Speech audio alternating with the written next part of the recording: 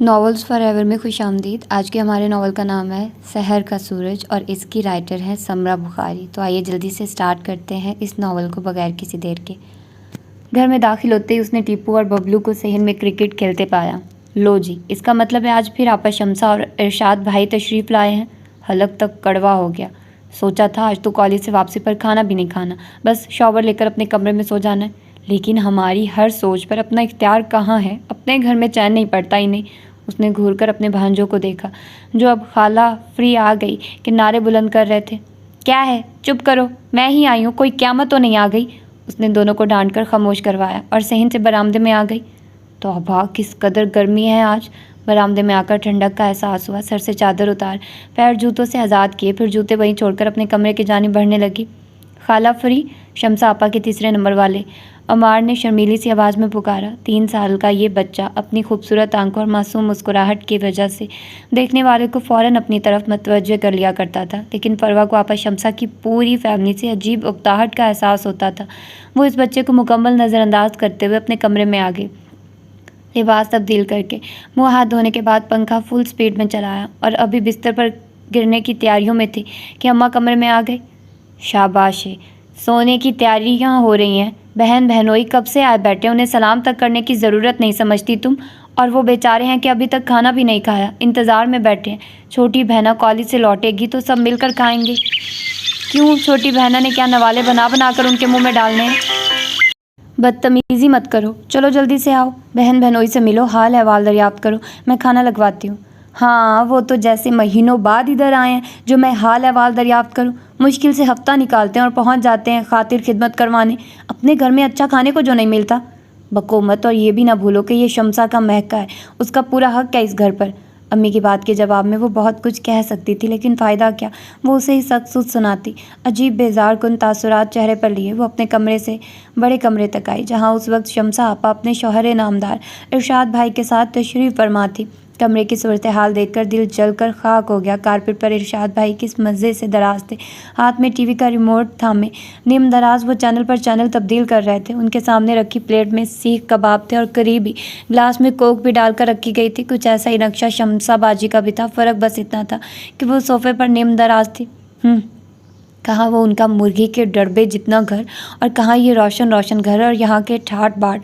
वो यही सब सोचने में मगन सलाम भी नहीं कर सकी। तभी शमसा की निगाह उस पर पड़ी। हाय फरी, आ गई कॉलेज से?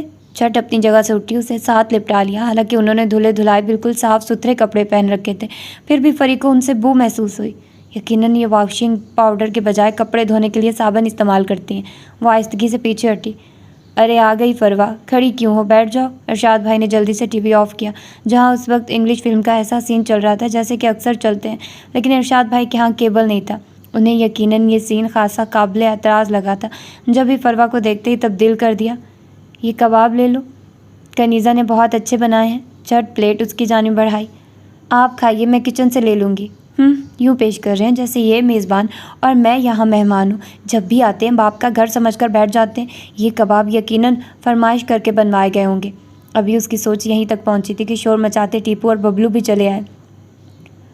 अब्बा कबाब और पेप्सी, दोनों चिल्लाए। हाँ हाँ बच्चों खाओ, तुम्हारी नानी अम्मा ने बनवाए हैं। शमसा आपा ने प्लेट बच्चों के सामने कर दी। वो झट खाने बैठ गए, हाथ भी नहीं धोए। बच्चे हमेशा अपने वालिदैन पर ही जाते हैं। अब रशना आपी भी तो है ना, कितनी बाअदब, कैसी तमीज़दार बेटियां उनकी। और छोटा बेटा बंटी कितनी प्यारी शरारतें करता है, कितना उजला साफ़ सुथरा बच्चा। और दोनों बेटियां तो बिल्कुल परियां लगती हैं, हर चीज़ नफासत से सिर्फ चख कर छोड़ देने वाली, बिल्कुल अपने पापा वहाब भाई की तरह। और रशना आपी भी तो बहुत डिसेंट है, बिल्कुल मेरी तरह। और ये शमसा आपा, तौबा मेरे अल्लाह, कोई कह सकता है ये भी हमारी ही बहन है? और बहन है भी तो नहीं, अम्मी ने इन्हें कुछ इस तरह अपना बनाकर पाला है कि मैं और रशना आपी भी अक्सर भूलने लगते हैं कि ये हमारी सगी बहन नहीं है। लेकिन अब तो इनका हर अंदाज चीख चीख कर बताता है कि ये हमारी बहन नहीं है। शमसा फरवा के अब्बा की भांजी थी। जब उसकी वालदा यानी फरवा की पुप्पो की वफ़ात हुई, वो 8वीं क्लास में पढ़ती थी। बहन की वफ़ात के बाद अब्बू अम्मी उसे अपने साथ उस घर में ले आए जहाँ उनकी 2 बेटियाँ और 1 बेटा पहले से मौजूद थे। ये तुम्हारी बड़ी आपा है। अब्बू अम्मी ने उन तीनों बहन भाइयों को ये बावर करवाया था। साफ रंगत, खड़े खड़े नकुश, लेकिन मामूली लिबास और झिझका सा अंदाज, उन तीनों को वो कुछ ख़ास पसंद नहीं आई।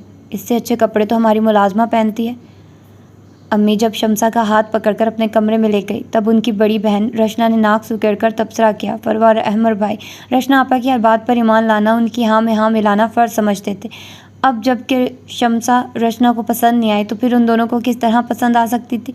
अम्मी अब्बा शम्सा का हर मुमकिन ख्याल रखते थे। उन दिनों वो अपनी अम्मी को याद करके बहुत रोती भी थी। फिर अपना शहर, अपना घर छोटा था, बाप तो जिंदा था लेकिन जीते जी उससे भी जुदा होना पड़ा था कि वो सुबह 6 बजे फैक्ट्री जाने के लिए निकलते और रात 8 बजे से पहले वापसी मुमकिन नहीं होती थी।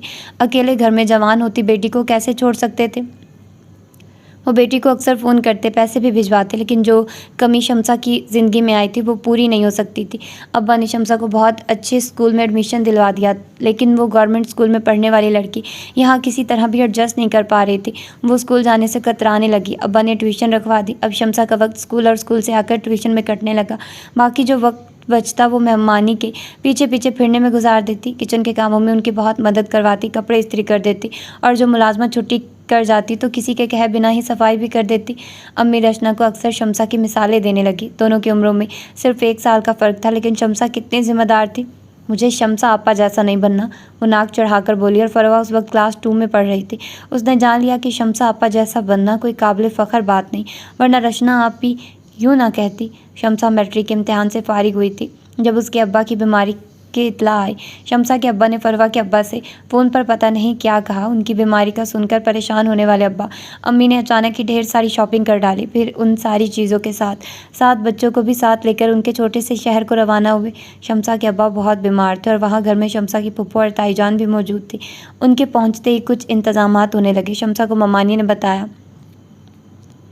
हम तुम्हारी शादी तुम्हारे ताया मरहूम के बेटे इरशाद से कर रहे हैं। तुम्हारे अब्बा कहते हैं तुम दोनों का रिश्ता बचपन से ही तय था। तुम्हें कोई एतराज़ तो नहीं है बेटी? और उस जैसी सआदतमंद बेटी क्या एतराज़ उठाती। वैसे भी इरशाद में कोई बुराई नहीं थी। वो उसके ताया मरहूम का बेटा था जब तक शम्सा की अम्मी ज़िंदा थी और वो अपने घर में रहती थी। इरशाद और ताईजान के यहाँ आना जाना लगा रहता था। रचना को ये शादी ज़रा भी पसंद नहीं आई। छोटा सा घर जिसमें घुटन का एहसास था, लोगों से भर गया था। गली में टेंट लग गए थे, काली काली देगे चढ़ गई थी और ये लड़कियां और औरतें कैसे घटिया से चमक दमक वाले कपड़े पहने इधर से उधर मटकती फिर रही थी। और ये शम्सा का दूल्हा, देखो तो, सादा सा शलवार कमीज़ सूट पहने। भला दूल्हा भी ऐसे कपड़े पहनते हैं? वो तीनों बहन भाई ज़रा अलग थलग बैठे थे। रचना मुँह बिगाड़ कर तबसरा करते। अहमद रसा और फरवा चेहरे पर बेजारी के तासुरात लिए उन सब गरीब हकीर लोगों को देखने लगती। हमारे जैसे कपड़े तो किसी ने नहीं पहन रखे, हम इन सबसे अच्छे। वो अपने करीब आने वाले हर बच्चे को हकारत से देखती और दोस्ती के लिए अपनी जानिब बढ़ा हर हाथ झटक देती। शम्सा की शादी के दूसरे ही रोज़ उसके अब्बा का इंतकाल हो गया। उन लोगों को मज़ीद कुछ दिन के लिए रुकना पड़ा। मकान किराए का था। यहाँ जो सामान मौजूद था वो कबाड़ियों को दिए जाने के काबिल था, इसलिए कबाड़ियों को ही दे दिया गया। और जब ये लोग 1 हफ्ते के बाद अपने शहर लौटे तो शम्सा आपा भी उनके साथ थी। दूसरी सुबह उनके नए नवेले दुल्हा, जिनका नाम अम्मी ने इरशाद बताया था, और ये नाम सुनकर रचना हंसते हंसते दोहरी हो गई थी। अपनी अम्मी के साथ उनके घर पहुँच गए। रचना आपी ने दोनों बहन भाइयों का बताया था। दोनों माँ बेटा तो हमारा घर देखकर हैरान रह गए। अब बेचारों ने इतने अच्छे, इतने रोशन घर कहाँ देखे होंगे। वो सिर्फ 2 दिन यहाँ ठहरे, फिर किराए के मकान में अपनी बहू शम्सा के साथ रुखसत हो गए। अभी तक तो अम्मी ने जहेज़ में सिर्फ जेवर और कपड़े ही दिए थे। अब कुछ रकम शम्सा के वालिद ने मरने से पहले उनके हाथ पर रखी थी। कुछ खुद से मिलाकर उन्होंने शम्सा के लिए सादा सा जहेज़ तैयार कर लिया, जो उसके छोटे से घर में बआसानी समा सकता था और जिसमें उसकी ज़रूरत का तकरीबन हर सामान ही मौजूद था। शम्सा तो फरवा से प्यार करती ही थी, मगर अब इरशाद भाई भी बहुत मोहब्बत जताने लगे। उसे ना शम्सा की मोहब्बत अच्छी लगती थी ना इरशाद की। बकौल अम्मी शम्सा को बहुत अच्छे लोग मिले थे। शौहर और सास दोनों ही उसे बहुत चाहते थे। शम्सा के तीनों बच्चे अपने घर पर ही हुए और उन्हें उसकी सास ने ही संभाला। हाँ, अम्मी बहुत से तहाइफ और मर्तबा लेकर गई थी। बीएससी करने के बाद रचना की भी शादी हो गई। वहाब अब्बा के किसी जानने वाले के बेटे थे। अच्छी जॉब करते थे, बहुत नफासत पसंद इंसान थे, इसी वजह से अच्छे लगते थे। बहुत खूबसूरत तो नहीं, लेकिन लिबास का आला ज़ौक़ उन्हें बावकार बना देता था। फिर रचना आपी भी तो बहुत खूबसूरत नहीं थी, उन्हें भी तो निखार ब्यूटिशन की महारत ने ही बख्शा था और लिबास के मामले में भी वो बहुत बाज़ौक़ थी। इस शादी तक फरवा भी समझदार हो चुकी थी और हर रस्म में बढ़ चढ़ कर हिस्सा लिया था और उसे पता था इस शादी में शिरकत के लिए शम्सा आपा और उनकी सारी फैमिली की शॉपिंग भी अम्मी ने की थी, वरना अपनी माली हालत की वजह से वो जिस तरह की शॉपिंग कर सकते थे फरवा अच्छी तरह जानती थी। शम्सा आपा शादी से तकरीबन 1 हफ्ता कबल ही उधर आ गई थी। उनके मियाँ भी अक्सर चक्कर लगाते रहे। बकौल अम्मी उन दोनों ने कामों का बहुत सा बोझ अपने सर पर लेकर अम्मी अब्बा को हल्का कर दिया था। वलीमा के रोज़ रचना कितनी खुश और बाएतमाद थी। अम्मी देखकर निहाल हो गई और फरवा ने चुपके से ख्वाहिश की, अल्लाह मियाँ मेरी किस्मत भी रचना आपी जैसी ही लिखना। शादी के बाद जब रचना आपी पहली बार सिर्फ चंद घंटे रहने के लिए उनके यहाँ आई तो लगा वो वहाब के अलावा हर रिश्ता भूल चुकी है। उनकी हर बात वहाब से शुरू होकर वहाब पर ख़त्म हो रही थी। फरवा ने महसूस किया वो बहुत बदल गई हैं। खूबसूरत साड़ी का गहरे गले वाला ब्लाउज़ जो स्लीवलेस था और जिसको पहनकर भी रचना का बहुत सा जिस्म अरियां होता था। अब्बा और भाइयों की मौजूदगी में फरवा को बेतरह शर्म आ रही थी, लेकिन रचना मुख्तसर अरसे में ही ऊंची सोसाइटी में दाखिल हो चुकी थी और इस सोसाइटी में ये सब मायूब नहीं था। अम्मी वो शम्सा तो अपने घर चली गई है ना? हाँ बेटा, आज सुबह ही गई है। असल में तुमने अपने प्रोग्राम से आगाह ही नहीं किया था, वरना मैं उसे रोक लेती। Thank God. रचना ने गहरी सांस ली, फिर बोली, जब मैं इधर आ रही हूँ खुदारा उन्हें मत बुलाया कीजिए। आपको मालूम नहीं है वहाब कितने नफासत पसंद है। वो अपने मिजाज के लोगों के अलावा किसी से मिलना भी पसंद नहीं करते। और वो इरशाद साहब, उन्हें तो खामखा हर किसी के गले लगने की आदत है। आप ख्याल रखिएगा प्लीज़, मुझे वहाब के सामने शर्मिंदा मत करवाइएगा। अम्मी चुप हो गई और फिर वाकई शम्सा के रचना को बहुत याद करने पर भी उन्होंने कभी रचना के आम पर शम्सा को नहीं बुलवाया। हाँ, जब रचना के यहाँ पहली बेटी की पैदाइश हुई और 9वें महीने में वो मैके आ गई तब अम्मी को शम्सा को बुलवाना पड़ा था। बच्ची बेहद कमज़ोर थी, खुद रचना की सेहत भी अच्छी नहीं थी। शम्सा के बच्चे दादी के पास थे और वो जी जान से रचना और बच्ची को संभाल रही थी। अम्मी शुक्रगुजार थी। रचना ने फरवा को बताया, इतना शुक्रगुजार होने की कोई ज़रूरत नहीं, ये सब मुफ्त में थोड़ा ही कर रही है, मुआवजा दूंगी मैं। लेकिन जब अम्मी को मुआवजा देने वाली बात का पता चला तो रचना को खूब ही डांटा, यहाँ तक कह दिया, मालदार होगी तुम अपने घर की, हमारे लिए वो बेटियों की तरह। ये उसके सगे मामू का घर है तो हम अपने पैसे अपने पास ही रखो। वो खुददार भी है और बामुरब्बत भी। बाकी मैं और तुम्हारे अब्बा उसके सर पर मौजूद हैं। हम मैका हैं उसका और मैके वाले जिस तरह बेटियों का ख्याल रखते हैं हम भी रख रहे हैं। इकलौते भाई अमर का रिश्ता अम्मी ने अपनी मर्जी से अपने बराबर के लोगों में तय कर दिया। रचना को पता चला तो खूब ही बिगड़ी। एक से एक मालदार घर की बेटी पसंद करती मैं अपने भाई के लिए। आपको क्या पता आजकल ये पैसे वाले लोग अपनी बेटियों की नाअहली से किस कदर परेशान हैं। मिडिल क्लास के मेहनती सेहतमंद लड़के उन्हें बहुत भाते हैं। हम किसी दौलतमंद की बिगड़ी बेटी को अपने घर की बहू नहीं बना सकते। अरे अम्मी, इतना जहेज़ लेकर आती कि आपको इतना ही एक और घर लेना पड़ता। चलो फिर तो बचत हो गई मेरी। आप समझती क्यों नहीं? मैं तो कहती हूँ अब भी इनकार कर दें उन लोगों को। रचना, मेरा दिमाग ख़राब नहीं करो, आखिर ज़बान भी तो कोई चीज़ होती है कि नहीं? हाय, मैं वहाब के सामने किस कदर सबकी महसूस करूँगी। मैं तो हमेशा उनसे यही कहती रही हूँ, हम अपने भाई की शादी बाइज़्ज़त फैमिली में करेंगे। क्या मतलब है तुम्हारा? अम्मी, आप पुराने ख्यालात की, आपको नहीं पता आजकल बाइज़्ज़त वही है जो ज़्यादा पैसे वाला है, जिसका बैंक बैलेंस इतना है कि उसे खुद भी अंदाज़ा नहीं हो पाता और गाड़ी वो यूँ बदलता है जैसे आप लोग पैर का जूता तब्दील करते हैं, बल्कि इससे भी जल्दी। तुम्हारे अब्बू वहाब के यूँ एकदम इतने दौलतमंद हो जाने पर परेशान है। जब तुम्हारी शादी हुई थी तब वो एक प्राइवेट कंपनी में अच्छे ओहदे पर था, मगर अब तो वो पता नहीं क्या क्या कर रहा है। रचना हंस पड़ी, फिर बोली, कोई गलत काम तो नहीं कर रहा है, पढ़े लिखे और ज़हीन आदमी है, वो जानते हैं वक्त की ज़रूरत क्या है। एक दोस्त के साथ मिलकर बिज़नेस शुरू किया था। वो हमारे शेयर ज़्यादा नहीं, लेकिन फिर भी शुक्र है बिज़नेस अच्छा जा रहा है। अब वो जॉब तो छोड़ने की सोच रहे हैं। वो हमारे यहाँ आता भी बहुत कम है। तुम्हारे अब्बू को तफसीली बात करने का तो मौका ही नहीं मिलता। अरे अरे, अब्बा से कहिए उनके किसी ज़ाती मामले पर बात करे भी नहीं, वो उसे बिल्कुल पसंद नहीं करते। कमाल है भाई, बेटी दी है हमने, अब ये उसका ज़ाती मामला कहाँ से हो गया? बेटी आपकी खुश है, आप मुतमईन रहिए। और हाँ अम्मी, मैं कुछ दिन के लिए फरी को अपने यहाँ ले जाऊँ। मैं चाहती हूँ ये भी कुछ दिनों के लिए इस रूटीन से निकले। आखिर कॉलेज की स्टूडेंट है, मैं चाहती हूँ ये मॉडर्न सोसाइटी में मूव करना सीखे। ठीक है, मुझे कोई एतराज़ नहीं, अगर फरी जाना चाहती है तो ज़रूर जाए। वैसे मैं तुम्हारे अब्बा से भी बात कर लूँगी। और हाँ, ये जहन में रखना, अब के जब हम अहमर के होने वाले ससुराल जाएंगे तो तुम्हें और वहाब को हमारे साथ जाना है। मैं तो चली चलूँगी, वहाब को रहने दें, असल में उन्हें ये घरेलू तकरीबात बहुत बोर करती हैं। चलो भाई, ये भी पसंद नहीं है। एक वो अपना इरशाद है, अल्लाह ने क्या खुलूस भरा दिल दिया है, उसको एक बार कहने की देर है, फ़ौरन सआदतमंदी से सर अस्पात में हिला देता है। फॉर गॉड से कमी, वहाँ आपको इरशाद के साथ ना मिलाइए, कल को आप मेरा और शम्सा का मवाजना करेंगी। नहीं, तुम्हारा और शम्सा का क्या मुकाबला, वो बड़ी ही साबिर और अल्लाह वाली बच्ची है। फरवा को रचना के साथ उसके घर जाने के ख्याल से ही बहुत खुशी हो रही थी। वो सोच रही थी अम्मी से अच्छी खासी रकम लेकर जाएगी और वहाँ रचना के साथ उसकी बड़ी सी गाड़ी में बैठकर उन बुटीक से शॉपिंग करेगी जिनका अब तक सिर्फ नाम ही सुना था।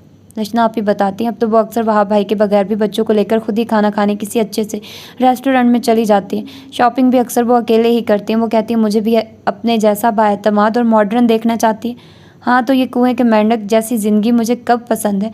कॉलेज वैन में आते जाते मैं तो रोड पर भागती दौड़ती इन गाड़ियों को देखती रही हूँ। आखिर ये लोग भी तो हम जैसे हैं ना। रचना आप ही कहती हैं हाँ सब लोग एक से होते हैं, लेकिन जो वक्त की कदर कर ले और हाथ बढ़ाकर अपने हिस्से की खुशी छीनने का तरीका जान ले वही कामयाब है। तो मुझे भी अपने हिस्से की खुशी छीनने का तरीका सीख लेना चाहिए। वो जाने क्या क्या सोचती रही, कितनी पुरजोश और बेताब रही और अब्बा के 2 लफ्ज़ों ने सब कुछ छीन लिया। उन्होंने कह दिया फरवा रचना के साथ नहीं जाएगी। क्यों अब्बा? रचना ने एहतजाज किया। मैं इस बात को मुनासिब ख्याल नहीं करता, उन्होंने बेहद संजीदगी से कहा। लेकिन क्यों? आखिर वो मेरा यानी उसकी बहन का घर है। शादी के बाद रचना डटकर बात करना सीख गई थी। बिल्कुल बहन का घर है। जब मैं और तुम्हारी अम्मी उधर आएंगे तब उसे भी साथ ले आएंगे। फिर जब हम वापस आएंगे तो उसे भी अपने साथ ले आएंगे। ये कॉलेज जाती है, वहाँ से घर आ जाती है और कहीं भी नहीं जाती। ये कोई अच्छी बात तो नहीं है। मैंने कह दिया ना फरवा नहीं जाएगी। अब के अब्बा का अंदाज दो टोक था। वो उस वक्त खाने की टेबल पर बैठे थे और अब फरवा से कुछ खाया नहीं जा रहा था। अब्बा की बेइज्जत सख्ती, अम्मी और भाई दोनों खामोश रहते हैं। रचना ठीक कह रही है, लेकिन कोई भी उसका साथ नहीं दे रहा। गोया मेरी ज़िंदगी की किसी को परवाह नहीं, मैं खुश हूँ या ना खुश। कोई इस पर गौर करने को तैयार नहीं कि मेरी भी कुछ ख्वाहिशात हैं, कुछ ख्वाब है, लेकिन कोई समझता ही नहीं सिवाय रचना आपी के किसी को मेरा ख्याल नहीं। खाना खाओ फरवा, अम्मी ने टोका। वो कुर्सी को ठोकर मारकर उठ जाना चाहती थी, लेकिन इतनी हिम्मत उसमें नहीं थी। वो तीनों बहन भाई हमेशा से अब्बा से दब के रहे थे। उनके सामने ऐसी वैसी हरकत नहीं कर सकते थे। रचना तो उस शाम चली गई, लेकिन उसे बहुत उदास कर गई। काश कॉलेज में छुट्टियां ही ना हुई होती। गर्मियों के ये बोर दिन और बोर तरीन शामें वो उकताई बुलाई कभी सहीन तो कभी बरामदे में चक्कर लगाती और ऐसे में हर हफ्ते शमसा और इरशाद की बम्मा बच्चों के आम सोने पर सुहागे का काम करती। आखिर ये क्यों आ जाते हैं? अपने घर चैन नहीं पड़ता। हाँ असल बात भी यही है। इस डरबे में चैन कहाँ। और यहाँ पर अब्बा अम्मी जो उनकी खातिर में बिछ जाते हैं। एक बार रखे ना ज़रा दाल सब्ज़ी इनके सामने, फिर रुख नहीं करेंगे इधर का। उनकी आमद पर अक्सर वो अपने कमरे में बंद होकर बैठ जाती। और उन्हीं उकता देने वाले दिनों में एक रोज़ शमसा आपा और इरशाद भाई अपनी तरफ से खुशखबरी के साथ हाजिर हुए। शमसा की पुप्पोज़ाद, जो कि इरशाद की भी पुप्पोज़ाद ही होती थी, उनकी शादी खाना आबादी होना करार पाई थी। सितम ये कि शादी लाहौर में उनके घर में हो रही थी और वो दोनों पुरजोर इसरार के साथ हाजिर हुए थे। हम रचना के घर भी कार लेकर जाना चाह रहे हैं। रचना और उसका मियाँ तो आजकल कराची गए हुए हैं। तुम कार्ड दे जाओ, मैं खुद दे आऊँगी। अम्मी ने झूठ बोला था। सभी घर वाले जान गए थे, लेकिन कोई भी कुछ नहीं बोला। फरवा ने खुदा का शुक्र अदा किया। तौबा, ऐसे रिश्तेदारों की आमद पर कितनी सबकी होती आप ही की। उनके मुलाजिम चुपके चुपके क्या क्या बातें बनाते। अच्छा हुआ अम्मी ने बात बना दी। और जब मेहंदी माहियों शादी पर जाने के लिए अम्मी ने उससे सवाल किया तो उसने साफ इनकार कर दिया। हाँ तुम तो महारानी हो ना। उन तंग गलियों छोटे मकानों में दम घुटता है तुम्हारा। फरवा जो खन्नास तुम्हारे दिमाग में भरा है ना, इसे निकाल फेंको। शमसा बहन है तुम्हारी, वो कितनी खुशी से बुलावा देकर गई है। और फिर ये भी सोचो कितना बड़ा दिल है अपनी पुप्पो की बेटी की सिर्फ शादी ही अपने घर में नहीं कर रही, इंतजामात भी उन्हीं मियाँ बीवी के सर हैं कि उनकी पुप्पो के माली हालात ठीक नहीं। हाँ और इनके तो बहुत ठीक है। उसे ज़ोर की हंसी आ गई। यही तो बढ़ाई है उनकी। तुम शमसा के पास बैठा करो, उससे कुछ तो सीखने की कोशिश करो। मुझे तो माफ़ ही रखिए अम्मी। बहरहाल तुम्हें इस तकरीब में शिरकत करना है। वो रचना तो आएगी नहीं, तुम भी नहीं गई तो तुम्हारे अब्बा बहुत खफा होंगे। हाँ अब्बा का सारा जोर मुझ पर ही चलता है। वो मुँह लटका कर बैठ गई। रचना ब्याही बेटी है, अपने घर बार वाली, अब भला उस पर हमारा क्या जोर। तुम उठो, देख लो नए कपड़ों की या किसी और चीज़ की ज़रूरत है तो बता दो। आज शाम मेरे साथ बाज़ार चली चलना। जो है वही ठीक है। हाँ अगर आपको उनकी महफिल के शयान शान नहीं लगता तो फिर और दिलवा दीजिए। अम्मी ने तासुफ से उसकी खफगी और बुरे तेवरों को देखा। कुछ सोचकर खामोश ही रही। फरी खाला आई हैं माइयों के रोज़। जब वो शमसा आपा के यहाँ कई सालों के बाद पहुँची तो उनके बच्चे उसे देखकर खुशी से बेहाल होने लगे। लो भला ऐसे भंगड़े डालने की क्या ज़रूरत है। मैंने कभी मुंह नहीं लगाया, लेकिन ये बच्चे भी अपने माँ बाप पर ही पड़े हैं। ख्वामख्वाह मोहब्बतें जताने की आदत है इनकी। इस मासूम खुशी पर भी वो खफा हुई थी। आ गई फरी, सच कब से इंतज़ार कर रही थी। शमसा आपा ने बढ़कर माथा चूम लिया और उनका खूबसूरत आंखों वाला मासूम चेहरे वाला छोटा अमार शर्मा कर उसकी जानिब देखने लगा। उसने तवज्जो नहीं दी। अब्बा ने बढ़कर बच्चे को उठा लिया और प्यार करने लगे।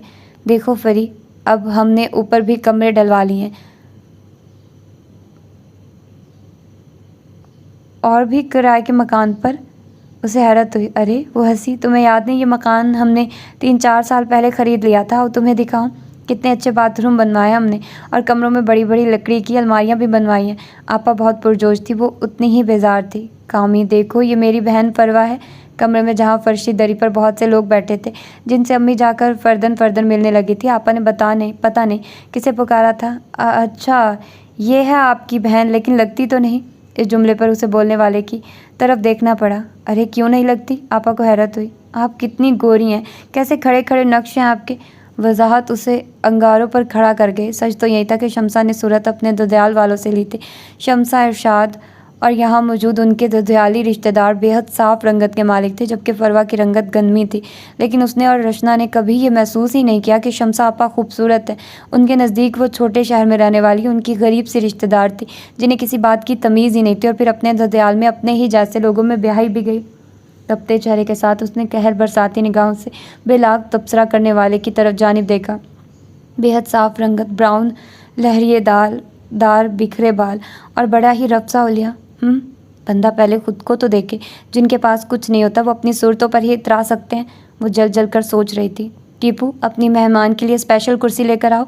मोमना के जहेज़ के सामान से ही ले आओ, वहीं जिसे आपा ने कामी कहा था। शमसा के टीपू से कह रहा था, और टीपू के जाने से पहले उसके अब्बा यानी अरशाद भाई वाकई कुर्सी ले आए। आओ फरी, इधर बैठो। मुझे पता है तुम दरी पर नहीं बैठोगी। वही शहजादी है ये हमारी। और उनका हर अंदाज उसके अंदर गुस्सा भर रहा था, पर उस पर कामी की हंसी। कमाल है, ये चीज़ क्या है आखिर, और मुझ पर ही क्यों हंस रहा है? उसने इधर उधर देखा। अम्मी, अब्बा और अहमद अब यहाँ नहीं थे। अम्मी कहाँ गई? उसने कुछ घबराकर शमसा से पूछा। अरे तुम बैठो, वो मिलने मिलाने में लगी हुई हैं। बोतल मंगवाऊँ तुम्हारे लिए या फिर चाय बनवा दूँ? हमारे इधर समोसे बड़े अच्छे मिलते हैं। मंगवाती हूँ। नहीं आपा, प्लीज़ कुछ नहीं खाना मुझे। खाला किचन में आओ, एक चीज़ दिखाऊँ। ये टीपू और बबलू पता नहीं किस मिट्टी के बने थे। अभी तो आई हूँ, टिक के बैठने तो दो। वो घूरते हुए नीची आवाज़ में बोली कि कमरे में मौजूद इतने सारे लोग उधर ही तो देख रहे थे। अच्छा फिर मैं मिठाई इधर ही ले आता हूँ। बबलू चल पड़ा। मुझे नहीं खानी मिठाई। वो सख्त लहजे में बोली। पुत्र, तबीयत तो ठीक है? खासी उम्र रसीदा खातून ने इतनी देर उसके तेवर देखने के बाद कुछ नतीजा अक्स करके सवाल किया था, जिसका जवाब देना उसने ज़रूरी नहीं समझा, और उसे पता नहीं था कामी किन अखियों से उसका जायज़ा ले रहा है। ये काली आंखों और स्याह घने बालों वाली लड़की वाकई कहीं से भी अपनी शमसा आपा की रिश्तेदार नहीं लगती, ना सूरत में ना मिजाज में। मैं 2 बार इसके घर गया हूँ, इससे तो कभी मुलाकात नहीं हुई। इसके वालिदैन और भाई से मिला हूँ। वो लोग बहुत अच्छे मिजाज के, मेहमान नवाज और बाइखलाक हैं। शायद बुआ सच कह रही हैं, इसकी तबीयत ही ठीक नहीं है। रस्में होती रही। इरशाद भाई और शमसा बार बार उसे बुलाते रहे। बच्चे हाथ पकड़कर उसे जगह से उठाने की कोशिश करते रहे। क्या है तुम दोनों को, चलो भागो यहाँ से। वो बच्चों को बार बार डांट देती। उसने किसी रस्म को एंजॉय नहीं किया, गीतों के साथ ताली तक नहीं बजाई, जबकि रचना आपा उसके आम से पहले सबसे कह चुकी थी, मेरी फरी ढोलक बहुत अच्छी बजाती है, बस उसे आ लेने दो, फिर ढोलक तो वहीं बजाएगी। आपा, आप ख्वामखा ही शोर डाल रही थी कि आपकी फरी को ढोलक बहुत अच्छी बजाना आती है। वही लड़का कह रहा था। हाँ ये सच है, बस आज फरी की तबीयत कुछ ठीक नहीं है ना। रहने दे, नाच न जाने आंगन टेढ़ा, उसने कहा, और सब हंस पड़े। चले अम्मी, घर चले, मेरे सर में दर्द है। और जवाब में अम्मी ने ऐसे घूरा कि फिर ये फिक्रा दोहराने की हिम्मत नहीं रही। वो उठकर कमरे से बाहर आ गई। सामने किचन था, बिल्कुल छोटा सा पुराने स्टाइल वाला। फर्श पर गैस का चूल्हा रखा था और 2 लड़कियां धड़ाधड़ रोटियां पकाने में लगी थी। मुस्कुराते चेहरे, गोरे रंग, से खामखा गुस्सा आ गया और उनकी जानिब से रुख मोड़ लिया। कुछ चाहिए था फरी? सामने से इरशाद भाई एक बड़ा सा थैला उठाए चले आ रहे थे। लो जी, यहाँ तो कहीं भी खड़े होना मुसीबत है भाई, कुछ चाहिए होगा तो ले लूँगी, पता नहीं सब मेरी फ़िक्र में क्यों दुबले हो रहे हैं। भाई मुझे कहा होता मैं ले आता। वही लड़का कमरे से निकला और इरशाद भाई से वो भारी थैला पकड़ लिया। ओह कोई गल नहीं, तुम भी सुबह से लगे हो। सच तो यह है कामी कि तुम्हारा बड़ा सहारा है मुझे।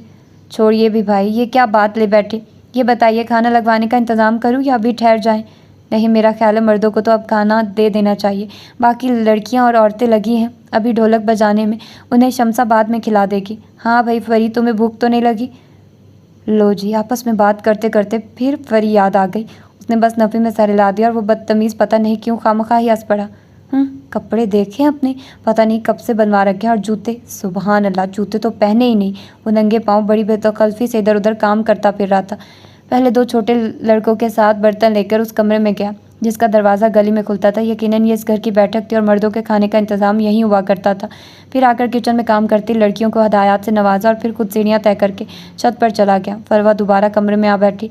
रात ढले जब वो घर आने को तैयार थे, शम्सा कह रही थी, मामू आप फरवा को कुछ दिन के लिए इधर ही छोड़ देना, कितनी रौनक लगी है यहाँ। नहीं नहीं, फरवा बेसाख्ता बोल उठी और फिर अम्मी अब्बा के पास कहने को क्या रहता था। प्लीज़ मेहंदी के रोज़ तो मुझे इधर मत लेकर जाइएगा। घर आते ही उसने अम्मी के सामने अपनी उकताहट का इजहार किया। उन्होंने जैसे सुना ही नहीं। अब्बा के लिए चाय बनाने किचन में आई थी, लिहाजा चाय कप में निकाली और अपने कमरे में चली गई। क्या मुसीबत है भाई, वो खामखा ही झलाहट का मुजाहरा करती अपने कमरे में आ गई और ड्रेसिंग टेबल के सामने खड़ी जब वो ज्वेलरी उतार रही थी, न चाहते हुए भी आईने की जानिब मतवज्जे हो गई। क्या शम्सा अपा बहुत खूबसूरत है, वो अच्छी नहीं है। उसने बगौर खुद को देखा, आईना गवाही दे रहा था वो खूबसूरत है। हाँ, उसका रंग शम्सा जैसा नहीं है। शम्सा आपा की नाक सतवा है जबकि उसकी छोटी सी है, लेकिन सब कुछ बैलेंस तो है। वो कितनी अच्छी तो लग रही है। वो बदतमीज़ खुद भी तो सुर्ख सफ़ेद था। नक्श भी खड़े खड़े मगरूर होगा ना खुद पर, इसलिए बकवास कर रहा था। खैर मुझे क्या, लेकिन एक बेचैनी थी जो बिस्तर पर आने के बाद भी ख़त्म होने का नाम नहीं ले रही थी।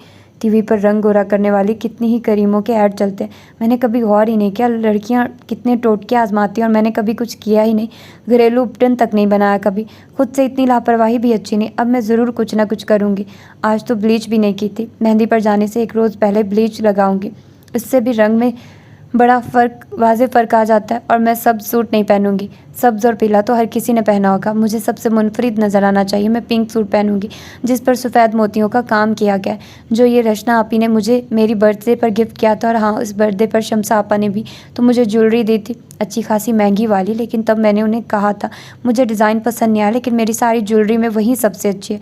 चलो पहन लूँगी। शम्सा आपा को कौन सा याद होगा कि ये लॉकेट और इयरिंग उन्होंने दिए हुए। शूज़ में सिल्वर पहनूंगी, लेकिन मेरे पाँव भी तो बहुत गोरे नहीं हैं, उन पर भी तवज्जो देना होगी। नीम गर्म पानी में कोल्ड क्रीम और ऑलिव ऑयल डालकर पैर भिगोऊंगी, तभी रिज़ल्ट अच्छा निकलेगा। ये शम्सा आपा की पूरे ससुराल के रंग किस कदर साफ़ है। अल्लाह मियाँ भी बस ना उन्हीं को देता है जिन्हें ना कदर होती है ना ज़रूरत। वो बार बार इन सोचों को झटकती और बार बार उन्हीं के बारे में सोचती। आखिर नींद की वादी में उतर ही गई। मेहंदी के रोज़ माइयों की निस्बत कहीं ज़्यादा रश था, इसीलिए आज बैठने का इंतज़ाम गली में टेंट लगा कर किया गया था। और फिर आज तो लड़के वालों को भी मेहंदी लेकर आना था। तैयारियां अरूज पर थी। गली के नुक्कड़ पर देगे पक रही थी और खुशबू सबकी भूख चमका रही थी। फरवा ने अरशाद के साथ कामरान को देखा, जिसे सब काम ही कहते थे। अरे ये तो आज भी उसी दिन वाले मलगजे कपड़ों में है और बेहद थका थका सा दिखाई दे रहा है। निरा जाहिल है, पर आज तो चेंज कर लेता। और मैं कितनी अहमक हुई, इसकी बातों को दिल से लगा लिया। आज किस कदर तैयार होकर आई हूँ, जैसे मेरी सगी बहन की ही तो मेहंदी है। उसको बैठे बिठाया, अब खुद पर गुस्सा आने लगा। अस्सलाम वालेकुम, क्या हाल है। पता नहीं वो कब करीब आया और इस कदर गर्मजोशी से सलाम किया। वो तो बस देख कर रह गए। लगता है आज भी खफा है। क्या भूख लग रही है आपको? लेकिन खाने में अभी देर है। आप ये बबल चबा कर टाइम पास करें। जेब से बबल निकालकर उसकी जानिब बढ़ाई। आपसे किसने कहा मुझे भूख लग रही है? जाइए अपना काम करें जाकर। वो इतना कहकर रुख मोड़कर बैठ गई। लड़कियों में बैठो, कुछ हंसो बोलो। तुम्हारी उतरी बेजार सूरत देखकर मुझे वहशत होती है। उसने सुना ज़रूर, पलटकर जवाब देने को जी भी चाहा, मगर इतने लोगों में अपना तमाशा बना लेना अक्लमंदी नहीं थी। यकीनन वो जा चुका था। कुछ देर के बाद ही गर्दन मोड़कर एहतियात से पीछे देखा। कामी है ही बड़ा शरारती। कितनी लड़कियां मरती हैं उस पर, प्यारा भी तो बहुत है। इसलिए लड़कियों बेचारियों का भी क्या दोष। उनकी बरादरी की एक मासी पुप्पो टाइप खातून दांत निकालते हुए फरमा रही थी, यानी इनका मतलब है कि मैं भी मर मिटी हूँ उस पर, वो जिसने शायद स्कूल की शक्ल ही मुश्किल से देखी होगी। जैसे पता ही नहीं मौके की मुनासबत से तैयार हुआ जाता है। ये सारे गरीब गुरबा तो हैं, यकीनन इसके पास इतने पैसे ही नहीं होंगे कि मौके की मुनासबत से कुछ खरीद सके। और अल्लाह की शान, कैसा जाम है सारे ख़ानदान को कि जी लड़कियां तो मरती हैं इस गुलफाम पर। देख कर आपे में नहीं रहती। इतना गुस्सा आया कि वो उठ खड़ी हुई और जाकर धप से कुछ फासले पर रखी कुर्सी पर बैठ गई। खाला, आज तो आप बहुत अच्छी लग रही हैं। सस्ते से मगर नए रेडीमेड सूट में मलबूस बबलू ने तारीफ़ करके उसे मज़ीद तपा दिया। नाम मतलब क्या है तुम्हारा? मैं पहले अच्छी नहीं लगती? खाला, आज आप गोरी गोरी भी तो लग रही हैं ना। बच्चा घबराकर वजाहतें देने लगा। गोरा रंग कब से खूबसूरती की अलामत हो गया? जो हुस्न सावले रंग में है, गोरे में कहाँ। बजा फरमाया आपने, लेकिन ये अभी बच्चा है, हुस्न की लताफ़तों और बारीकियों से कतई ना वाकिफ़। कामरान की आवाज़ सुनकर वो उछल पड़ी। अरे झटका ही तो लगा, वो चेंज कर रहा था और इस वक्त उसके बराबर खड़ा शर्ट का कफ बंद कर रहा था। लो, अच्छे भले कपड़े हैं इसके पास, इतनी देर से ऐसे ही मजनू बना फिर रहा था। वो बटन बंद करने में मगन था। उसने जायज़ा ले डाला। अरे कामी, तुमने कपड़े तब्दील कर लिए? वो मेरे साथ देगे उठाकर अंदर रखवानी थी। इरशाद भाई चले आए और उसके अभी से तैयार होने पर एतराज़ दाग दिया। भाईजान, अब तो लड़के वाले आने वाले हैं, किसी को इस्तकबाल के लिए भी तो खड़े होना है ना। वैसे आप फिक्र ना करें, जब खाना खिलाने का वक्त आएगा मैं फिर कपड़े बदल लूँगा। शाबाश। इरशाद भाई हंसे, फिर निगाह फरवा पर पड़ी। अरे फरी, इधर अकेली क्यों बैठी हो? सबके साथ चलकर बैठो ना। जी अच्छा, चल रही हूँ, उसने टाल दिया। कामी, बेबी और सलमा से कहो ना उसे अपने साथ रखे। अभी लड़के वाले आएंगे तो फूलों की एक थाली फरी को ज़रूर देना, ये भी इस्तकबाल करेगी। जी ज़रूर, अगर इनकी मर्ज़ी हुई तो। वो शायद चेहरे से सोच पढ़ लेता था। फरवा ने तवज्जो ढोलक बजाती लड़कियों की जानिब मबजूल कर ली।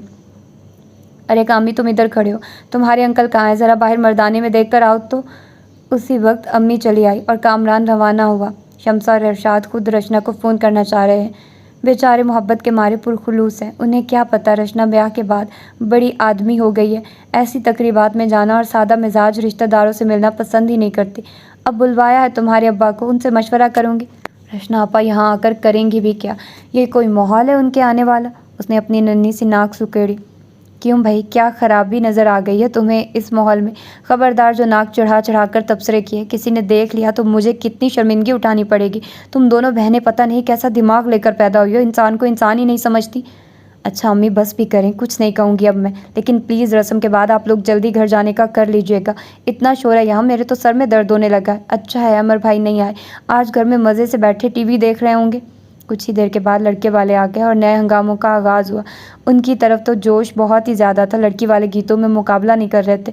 अचानक कामरान मैदान में कूदा और ढोलक संभाल ली। लड़कियों में जैसे एक नया जोश, नया वलवला पैदा हो गया। ठीक फरमा रही थी वो खातून, ये अहमक लड़कियां वाकई दीवानी हैं उसकी। ये दरमियान में क्या आकर बैठ गया, कैसे ज़ोर शोर से गाने लगी हैं। और ये उसने अब तक कब पुराने कपड़े नहीं पहने। हाँ भाई, क्यों तब्दील करेगा, अब तो डबल मज़े हैं। इधर की लड़कियों को तो उल्लू बनाया ही हुआ है, अब लड़के वालियों को भी मतवज्जे करना चाहता है। ये कामरान है, किसी ने दूसरी को बताया। अच्छा ये है, वाकई भाई जैसा सुना था वैसा पाया, राशिदा का खालाजाद है ना। पीछे लड़के वालों की तरफ से आई ज़रा बड़ी उम्र की ख़वातीन बैठी थी और बातें वो भी उसकी कर रही थी। किस्मत वाले होते हैं वो वालिदैन जिन्हें नेक और लायक औलाद मिलती है।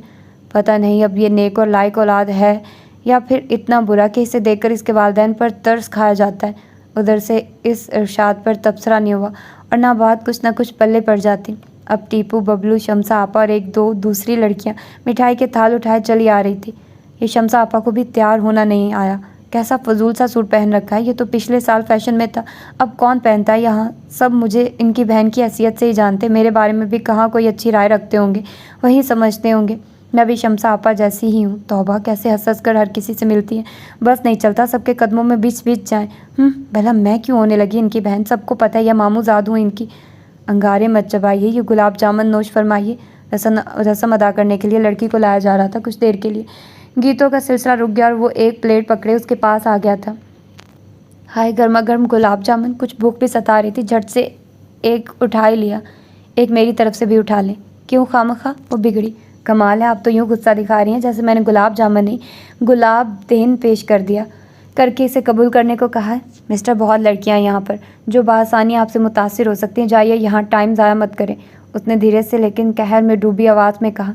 यानी कि आप बआसानी मुतासिर नहीं होती, मुश्किल से तो हो जाएंगी ना। मैंने कहा ना, जाइए यहाँ से। मुझे कम तालीम याफ्ता छोरे लोगों से सख्त उलझन होती है। ये तो मैं सिर्फ अपनी अम्मी के इसरार पर यहाँ आ गई हूँ।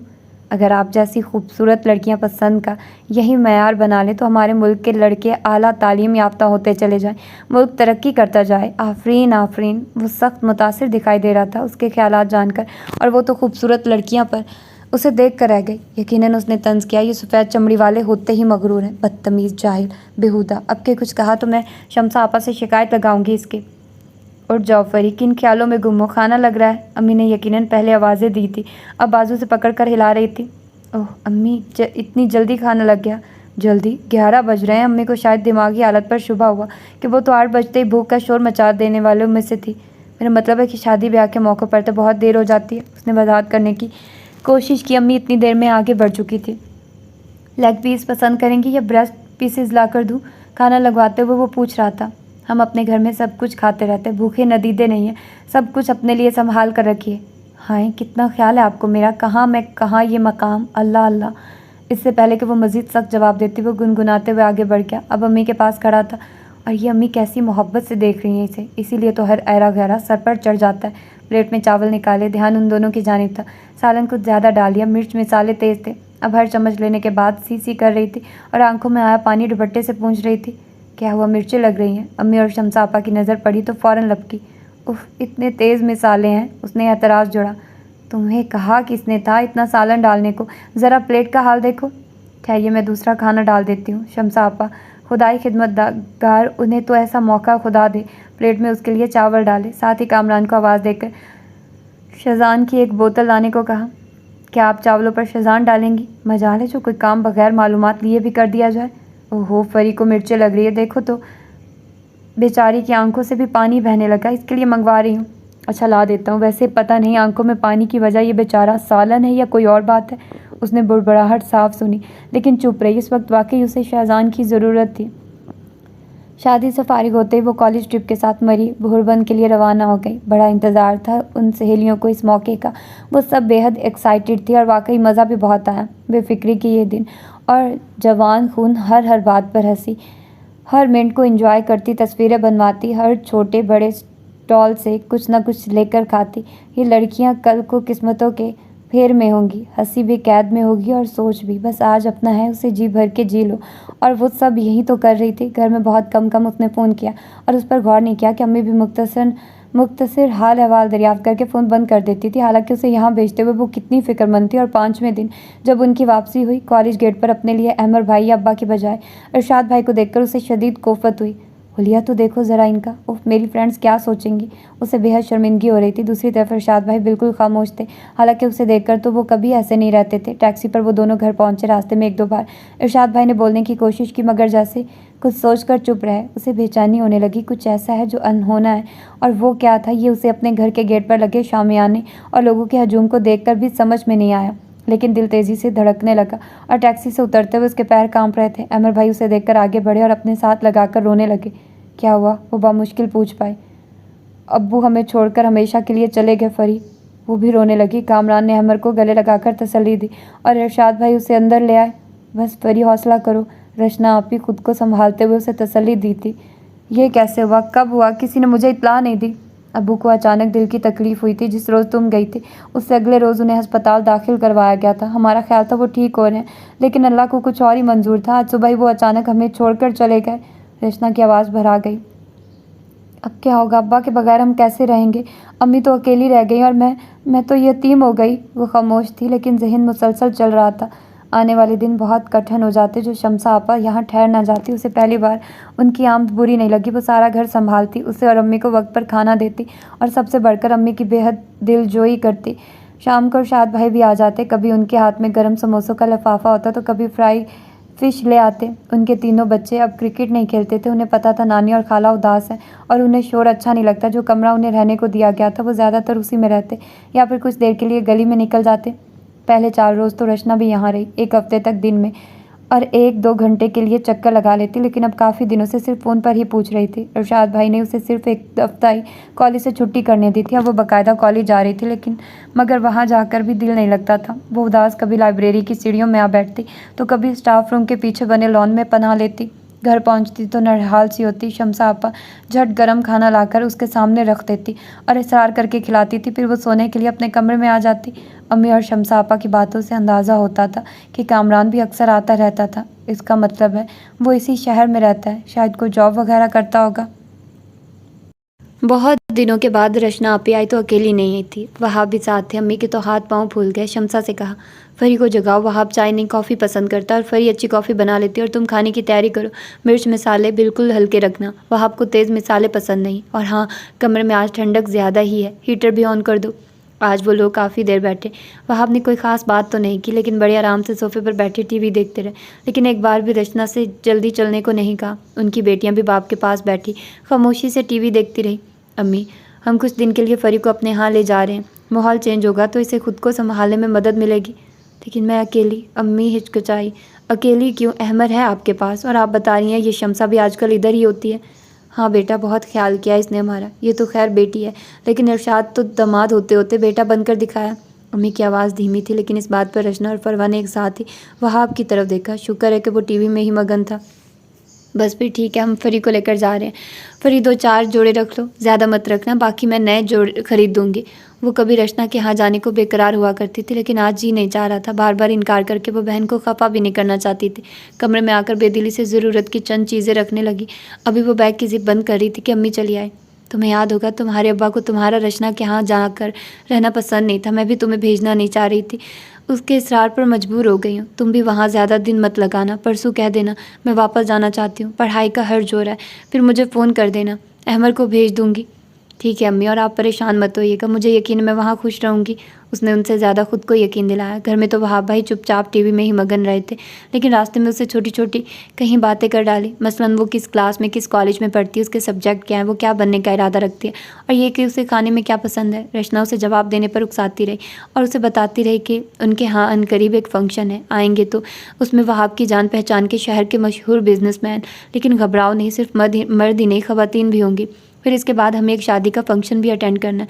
मैं सुबह ही तुम्हें मार्केट ले जाकर बहुत अच्छी शॉपिंग करवाऊंगी। और ये अपने बालों का स्टाइल बदलो भाई, तुम बोर नहीं होती खुद को एक ही हुलिया में देखकर? ये हुलिया भी तो बोर करने वाला नहीं है ना, वहाब ने राय दी। रचना हंस पड़ी, लेकिन वो हंस नहीं सकी। सपाट चेहरे लिए ही बैठी रही। रचना के हाँ अम्मी अब्बा के साथ तो वो आती रहती थी उस घर की। कोई बात उसके लिए नई नहीं थी, लेकिन 3-4 रोज़ के लिए यहाँ रहना बहुत मुश्किल लग रहा था। जो कमरा उसे दिया गया वो उसके अपने कमरे से ज़्यादा आरामदेह और खूबसूरत था। फिर इस वक्त रात के 12:30 हो रहे थे, उसे नींद भी आ रही थी, लिहाजा लेटते ही सो गई। अगली सुबह हंगामा खींचती रचना ने नाश्ते की टेबल पर ही ऐलान कर दिया, पहले तुम्हें मैं पार्लर लेकर जाऊंगी। अपनी ब्यूटिशियन से टाइम ले लिया है मैंने। पता नहीं तुम खुद से इतनी लापरवाह क्यों हो। देखना मैं तुम्हें कैसा बदल कर रख दूंगी। फिर हम शॉपिंग करेंगे, खाना भी बाहर खाएंगे। रचना की बातें सुनते हुए उसने कुछ महसूस करके बेसाख्ता वहाब की जानिब देखा। वो उसी की तरफ मतवज्जे था, बहुत गौर से उसे देख रहे थे। वो कुछ सिमट सी गई। अब उससे नाश्ता भी ठीक से नहीं हो रहा था। अच्छा हुआ कि वहाब कुछ देर के बाद ऑफिस के लिए उठ गए। तब वो जल्दी जल्दी नाश्ता करने लगे। आराम से फरी, ये क्या कर रही हो? घटाघट एक गिलास जूस का पीकर फिर हाथ बढ़ाया तो रचना को टोकना पड़ा। करने दो ना, मुझे अपनी मर्ज़ी से नाश्ता। भला घर में ये सब कहाँ मिलता है? कुछ मैनर्स सीखो। पता है तुम्हें, हमारे साथ हमारे मिलने जुलने वालों में उठना बैठना है। अगर यही तौर तरीके होंगे तो फिर तुम पजल हो जाओगी। तुम मुझे फॉलो करो, जैसा मैं करती हूँ, जैसे बोलती हूँ, जो खाती हूँ, कैसे खाती हूँ, सब देखो। मुझे आपकी शागिर्दी में आने का कोई शौक़ नहीं है, और सिर्फ 3-4 रोज़ के लिए तो आई हूँ, फिर अपनी दुनिया में वापस चली जाऊँगी। दे ना एक गिलास जूस, और कल मेरे लिए ऑरेंज का नहीं एप्पल का जूस होना चाहिए। हाँ याद आया, अनार का जूस भी बहुत अच्छा लगता है, लंच में वो बनवा दें। सिर्फ जूसेस पर गुजारा करोगी? रचना मुस्कुराई। एवं ही ख्वामखा साथ में सब चलेगा? ज़बान दुरुस्त करो, ये एवं ही क्या होता है? ओहो अच्छा, बस मैंने नाश्ता कर लिया। अब बताइए ड्रेस कौन सा पहनूं और कितनी देर में हमें घर से निकलना है? अभी तो सुबह के 8:30 हो रहे हैं। हमारी क्लास की औरतें इस वक्त नींद पूरी कर रही होती हैं। 11 बजे तक निकलेंगे। 11 बजे? उफ, तो तब तक मैं क्या करूं? बच्चों को भी आपने स्कूल रवाना कर दिया है। कोई मूवी लगा लो। आप भूल गई आपी, मुझे ऐसा कोई शौक़ नहीं है। चलो आओ, मैंने कुछ शॉपिंग की है, पिछले दिनों तुम्हें दिखाती हूँ। सारा दिन किस तरह तमाम हुआ पता ही नहीं चला। हाँ थकन बहुत थी, लेकिन वो खुश भी बहुत थी। रचना आपी ने वाकई उसे बदल कर ही रख दिया था। बालों का स्टाइल, कलर और उसका चेहरा सब नई लुक दे रहे थे। और जो शॉपिंग उन्होंने करवाई, अगर अम्मी को उसकी कीमत का पता चल जाता तो कभी ना उसे लेने देती, फ़ौरन रचना को वापस कर देती। आपी वहाँ भाई मुझे इतना कुछ दिला देने पर खफा तो नहीं होंगे? खूबसूरत एयरिंग कान में डालते हुए वो रुक कर पूछने लगी थी। अरे नहीं भाई, उन्होंने तो खुद मुझसे कहा है, वो बिल्कुल खफा नहीं होंगे, बल्कि ये सब देखकर बहुत खुश होंगे। तो क्या ये सब उन्हें भी दिखाएंगी आप? उसे कुछ अजीब सा लगा। हाँ देखना, वो आते ही पूछेंगे क्या क्या शॉपिंग की आज। अच्छा, इतना इंटरेस्ट लेते हैं देखने में तो इंतहाई कम गो, और 2 और 2 4 करने वाले पक्के बिजनेसमैन लगते हैं। आजकल सिर्फ 2 और 2 4 करके बिजनेस नहीं चला करता। बिजनेस के कुछ और ढंग है, और जो उन पर अमल नहीं करता पीछे रह जाता है। मैंने और वहाब ने ये सब कुछ बहुत मेहनत और इसके साथ साथ अपनी अकल और ख़ूबसूरती को इस्तेमाल में लाकर बनाया है। क्या आप भी बिजनेस करती हैं? वो हैरान हुई। बिल्कुल, मैं वहाब का पूरी तरह साथ देती हूँ। ऑफिस भी जाती हैं? उसे जहाँ हैरत हुई वहाँ रचना आपी पर रश्क भी आया। ज़रूरत पड़ी तो जा भी सकती हूँ। आप बहुत खुशकिस्मत हैं रचना आपी।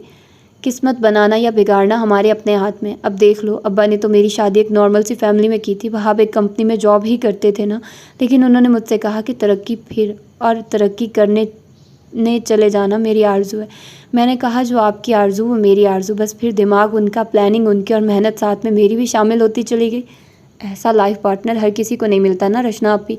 अब वो इरशाद भाई और शम्सा आपा को देख लें। छोड़ो कोई और बात करो, ये किसकी मिसाल देने बैठ गई हो। और किसकी बात करूँ, मेरी 19 साला ज़िंदगी तो बस घर की चार दीवारी पर या फिर स्कूल और कॉलेज तक ही महदूद है। ये बताओ अहमर की ससुराल कैसी है। मैं तो ज़्यादा उन लोगों से मिली नहीं हूँ। असल में वहाब चाहते थे कि अहमर का रिश्ता अपने मिलने वालों में करें, लेकिन किसी ने उनकी राय को अहमियत ही नहीं दी। अहमर भाई खुश हैं, भाभी सोबिया अक्सर उनसे फ़ोन पर तो रब्ता रखती हैं। सुनने में आया कि दोनों बाहर मिलते भी हैं।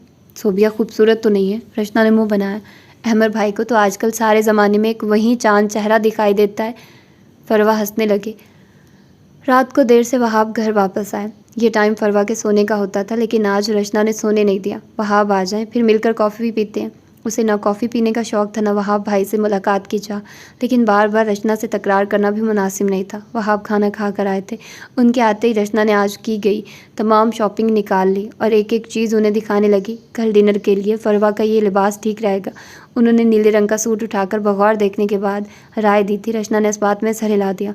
और उसके साथ तुम अपना पर्ल का सेट इसे दे देना। ये जो तुम ज्वेलरी लेकर आई हो, कल के लिए इनमें से कोई भी मुनासिब नहीं।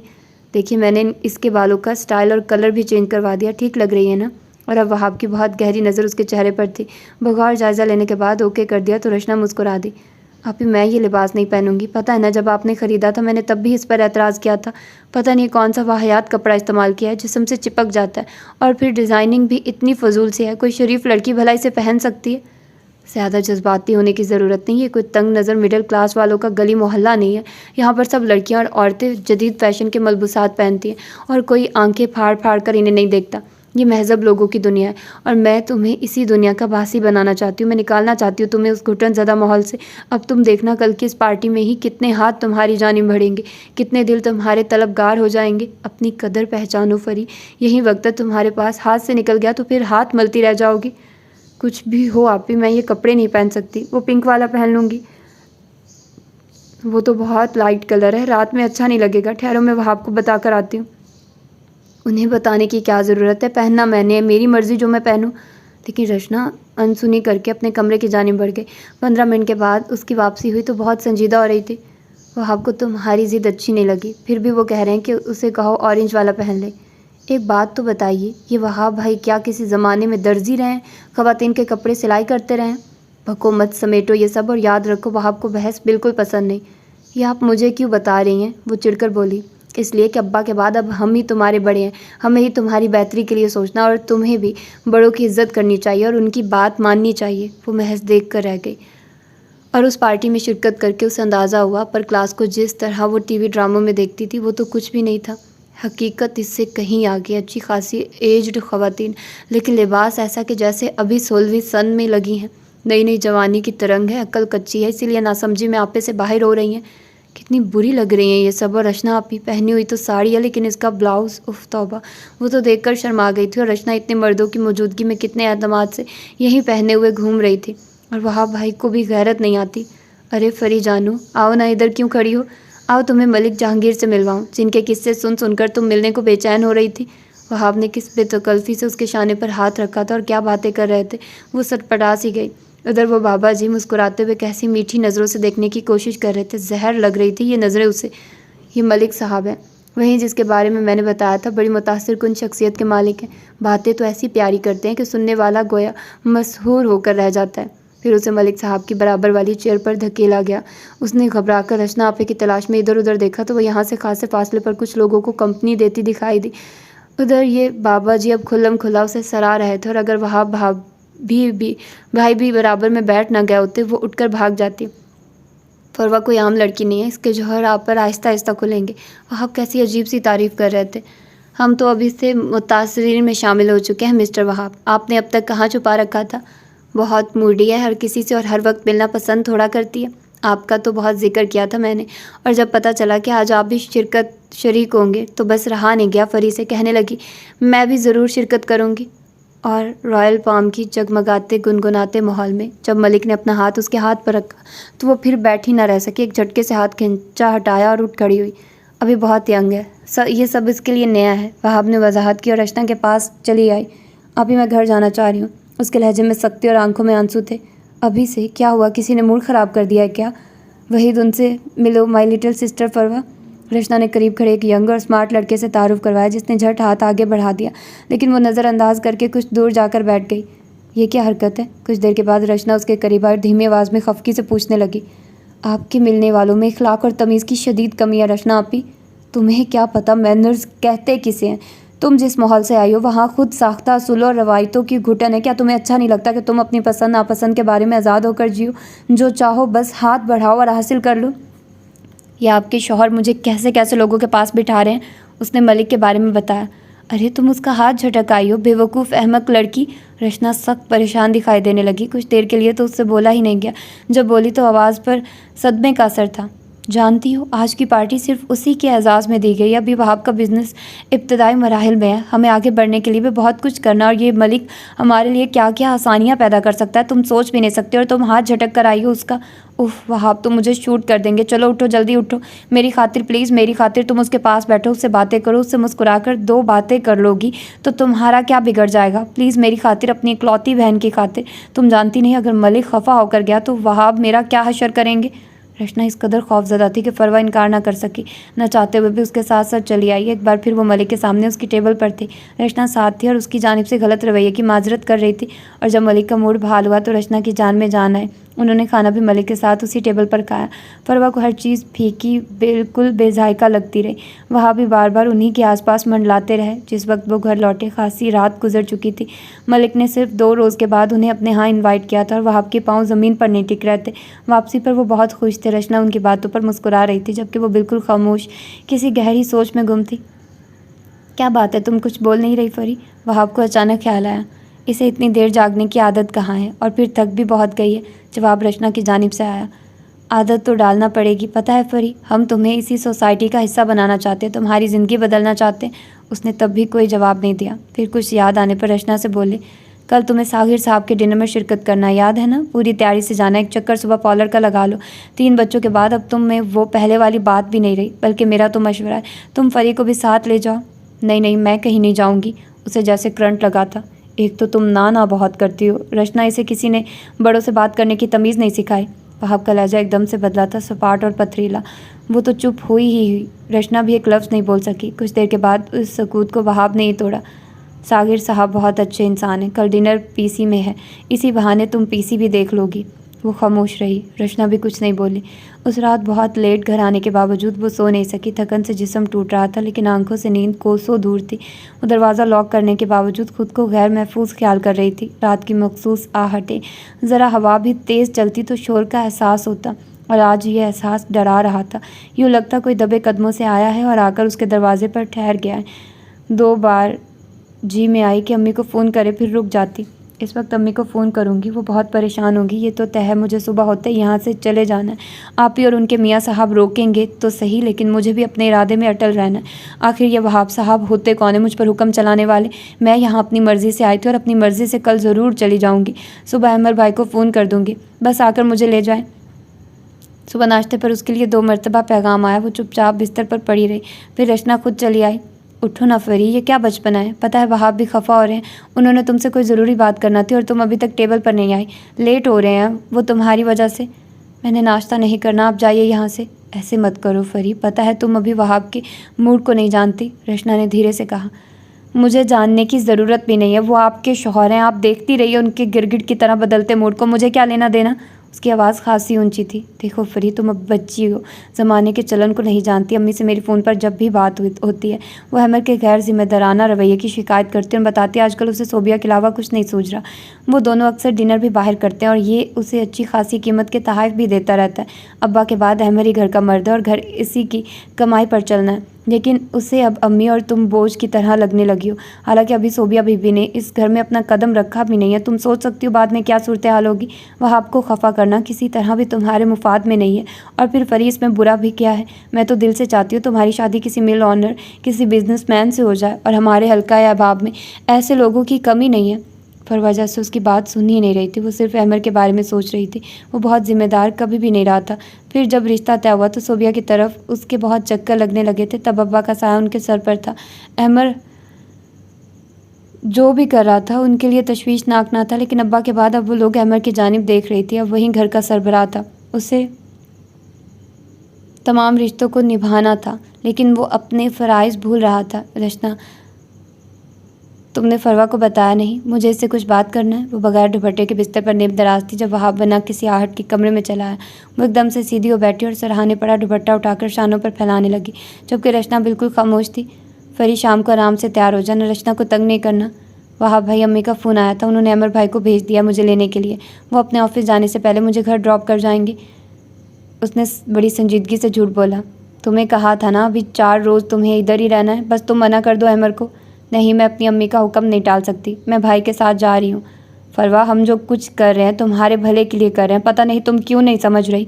उनका लहजा अचानक ही बदल गया और वो उसके लिए बड़े फिक्रमंद दिखाई दे रहे थे। मुझे रचना आपी ने सब बता दिया और मैं समझ भी गई हूँ, लेकिन फ़िलहाल मैं मज़ीद रुक नहीं सकती। शमसा आपा अपने घर जा रही हैं, अम्मी बिल्कुल अकेली हो जाएंगी। उसने एक और झूठ बोला। अच्छा, रचना ने समझाया है?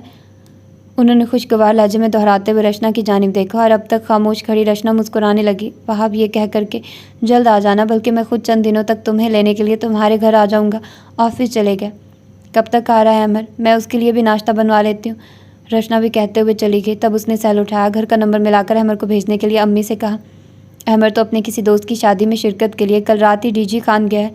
ओह अम्मी, मेरा आना बहुत ज़रूरी है, कुछ करे नहीं तो मैं अकेली ही आ जाऊँगी। नहीं नहीं, ऐसी हमाकत मत करना। रचना से कहो तुम्हें छोड़ जाए, वो बहुत मसरूफ़ हैं, अभी अभी घर से निकली हैं। प्लीज़ अम्मी, मुझे कुछ करें। वो रूहान सी हो रही थी। अच्छा ठहरो, कुछ करती हूँ, तुम फ़ोन बंद करो, मैं 10 मिनट के बाद खुद कॉल करती हूँ। फिर 10 मिनट के बाद अम्मी ने बताया, शमसा को सारी बात बताई तो उसने इरशाद को दुकान पर फ़ोन किया था, वो तुम्हें लेने आ रहा है। बेटा देर न लगाना, उसका नया नया कारोबार है, अल्लाह बरकत दे रखे। गाहकी के वक्त वो दुकान छोड़कर तुम्हें लेने आ रहा है, अल्लाह अजर दे उसे और शमसा को। आज उसे इरशाद भाई की आमद बुरी नहीं लगी।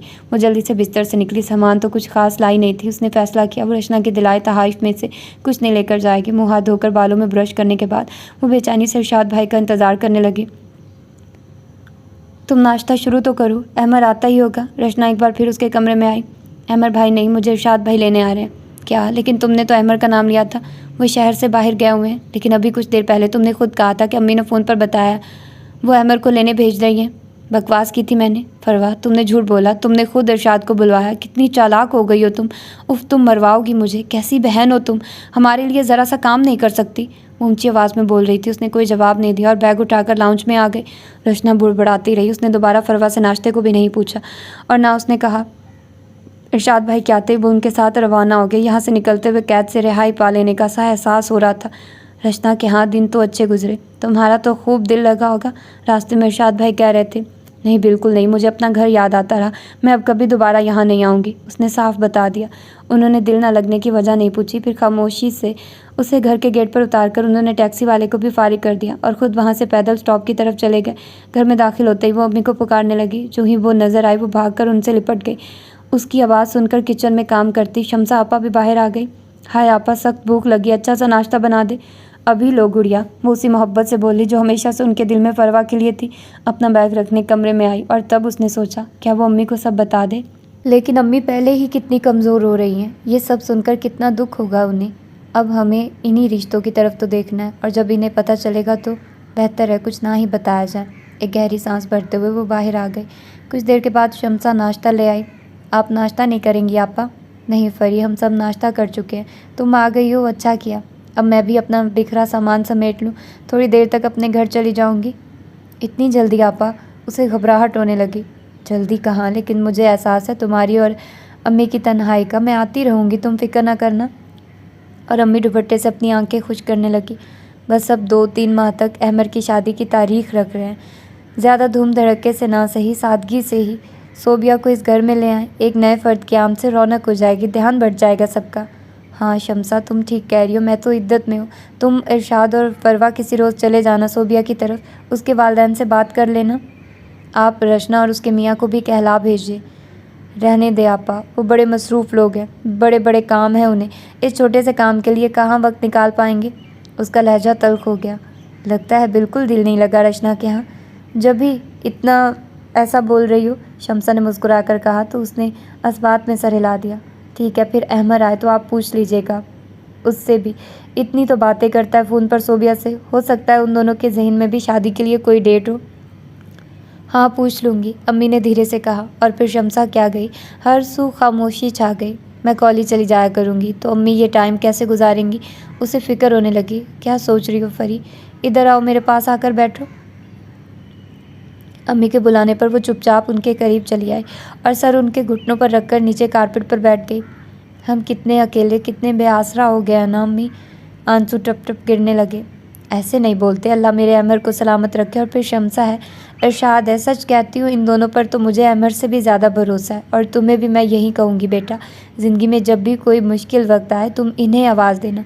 ये दोनों तुम्हें कभी मायूस नहीं करेंगे। लेकिन रात जो कुछ हुआ था उसके असरात और खौफ उसके जहन पर अब तक थे। वो आंसू बहाती चली गई। क्या बहुत उदास हो गई थी। तुम्हें तो हमेशा रचना के यहाँ जाने की ख्वाहिश रहती थी, अब क्या दिल नहीं लगा।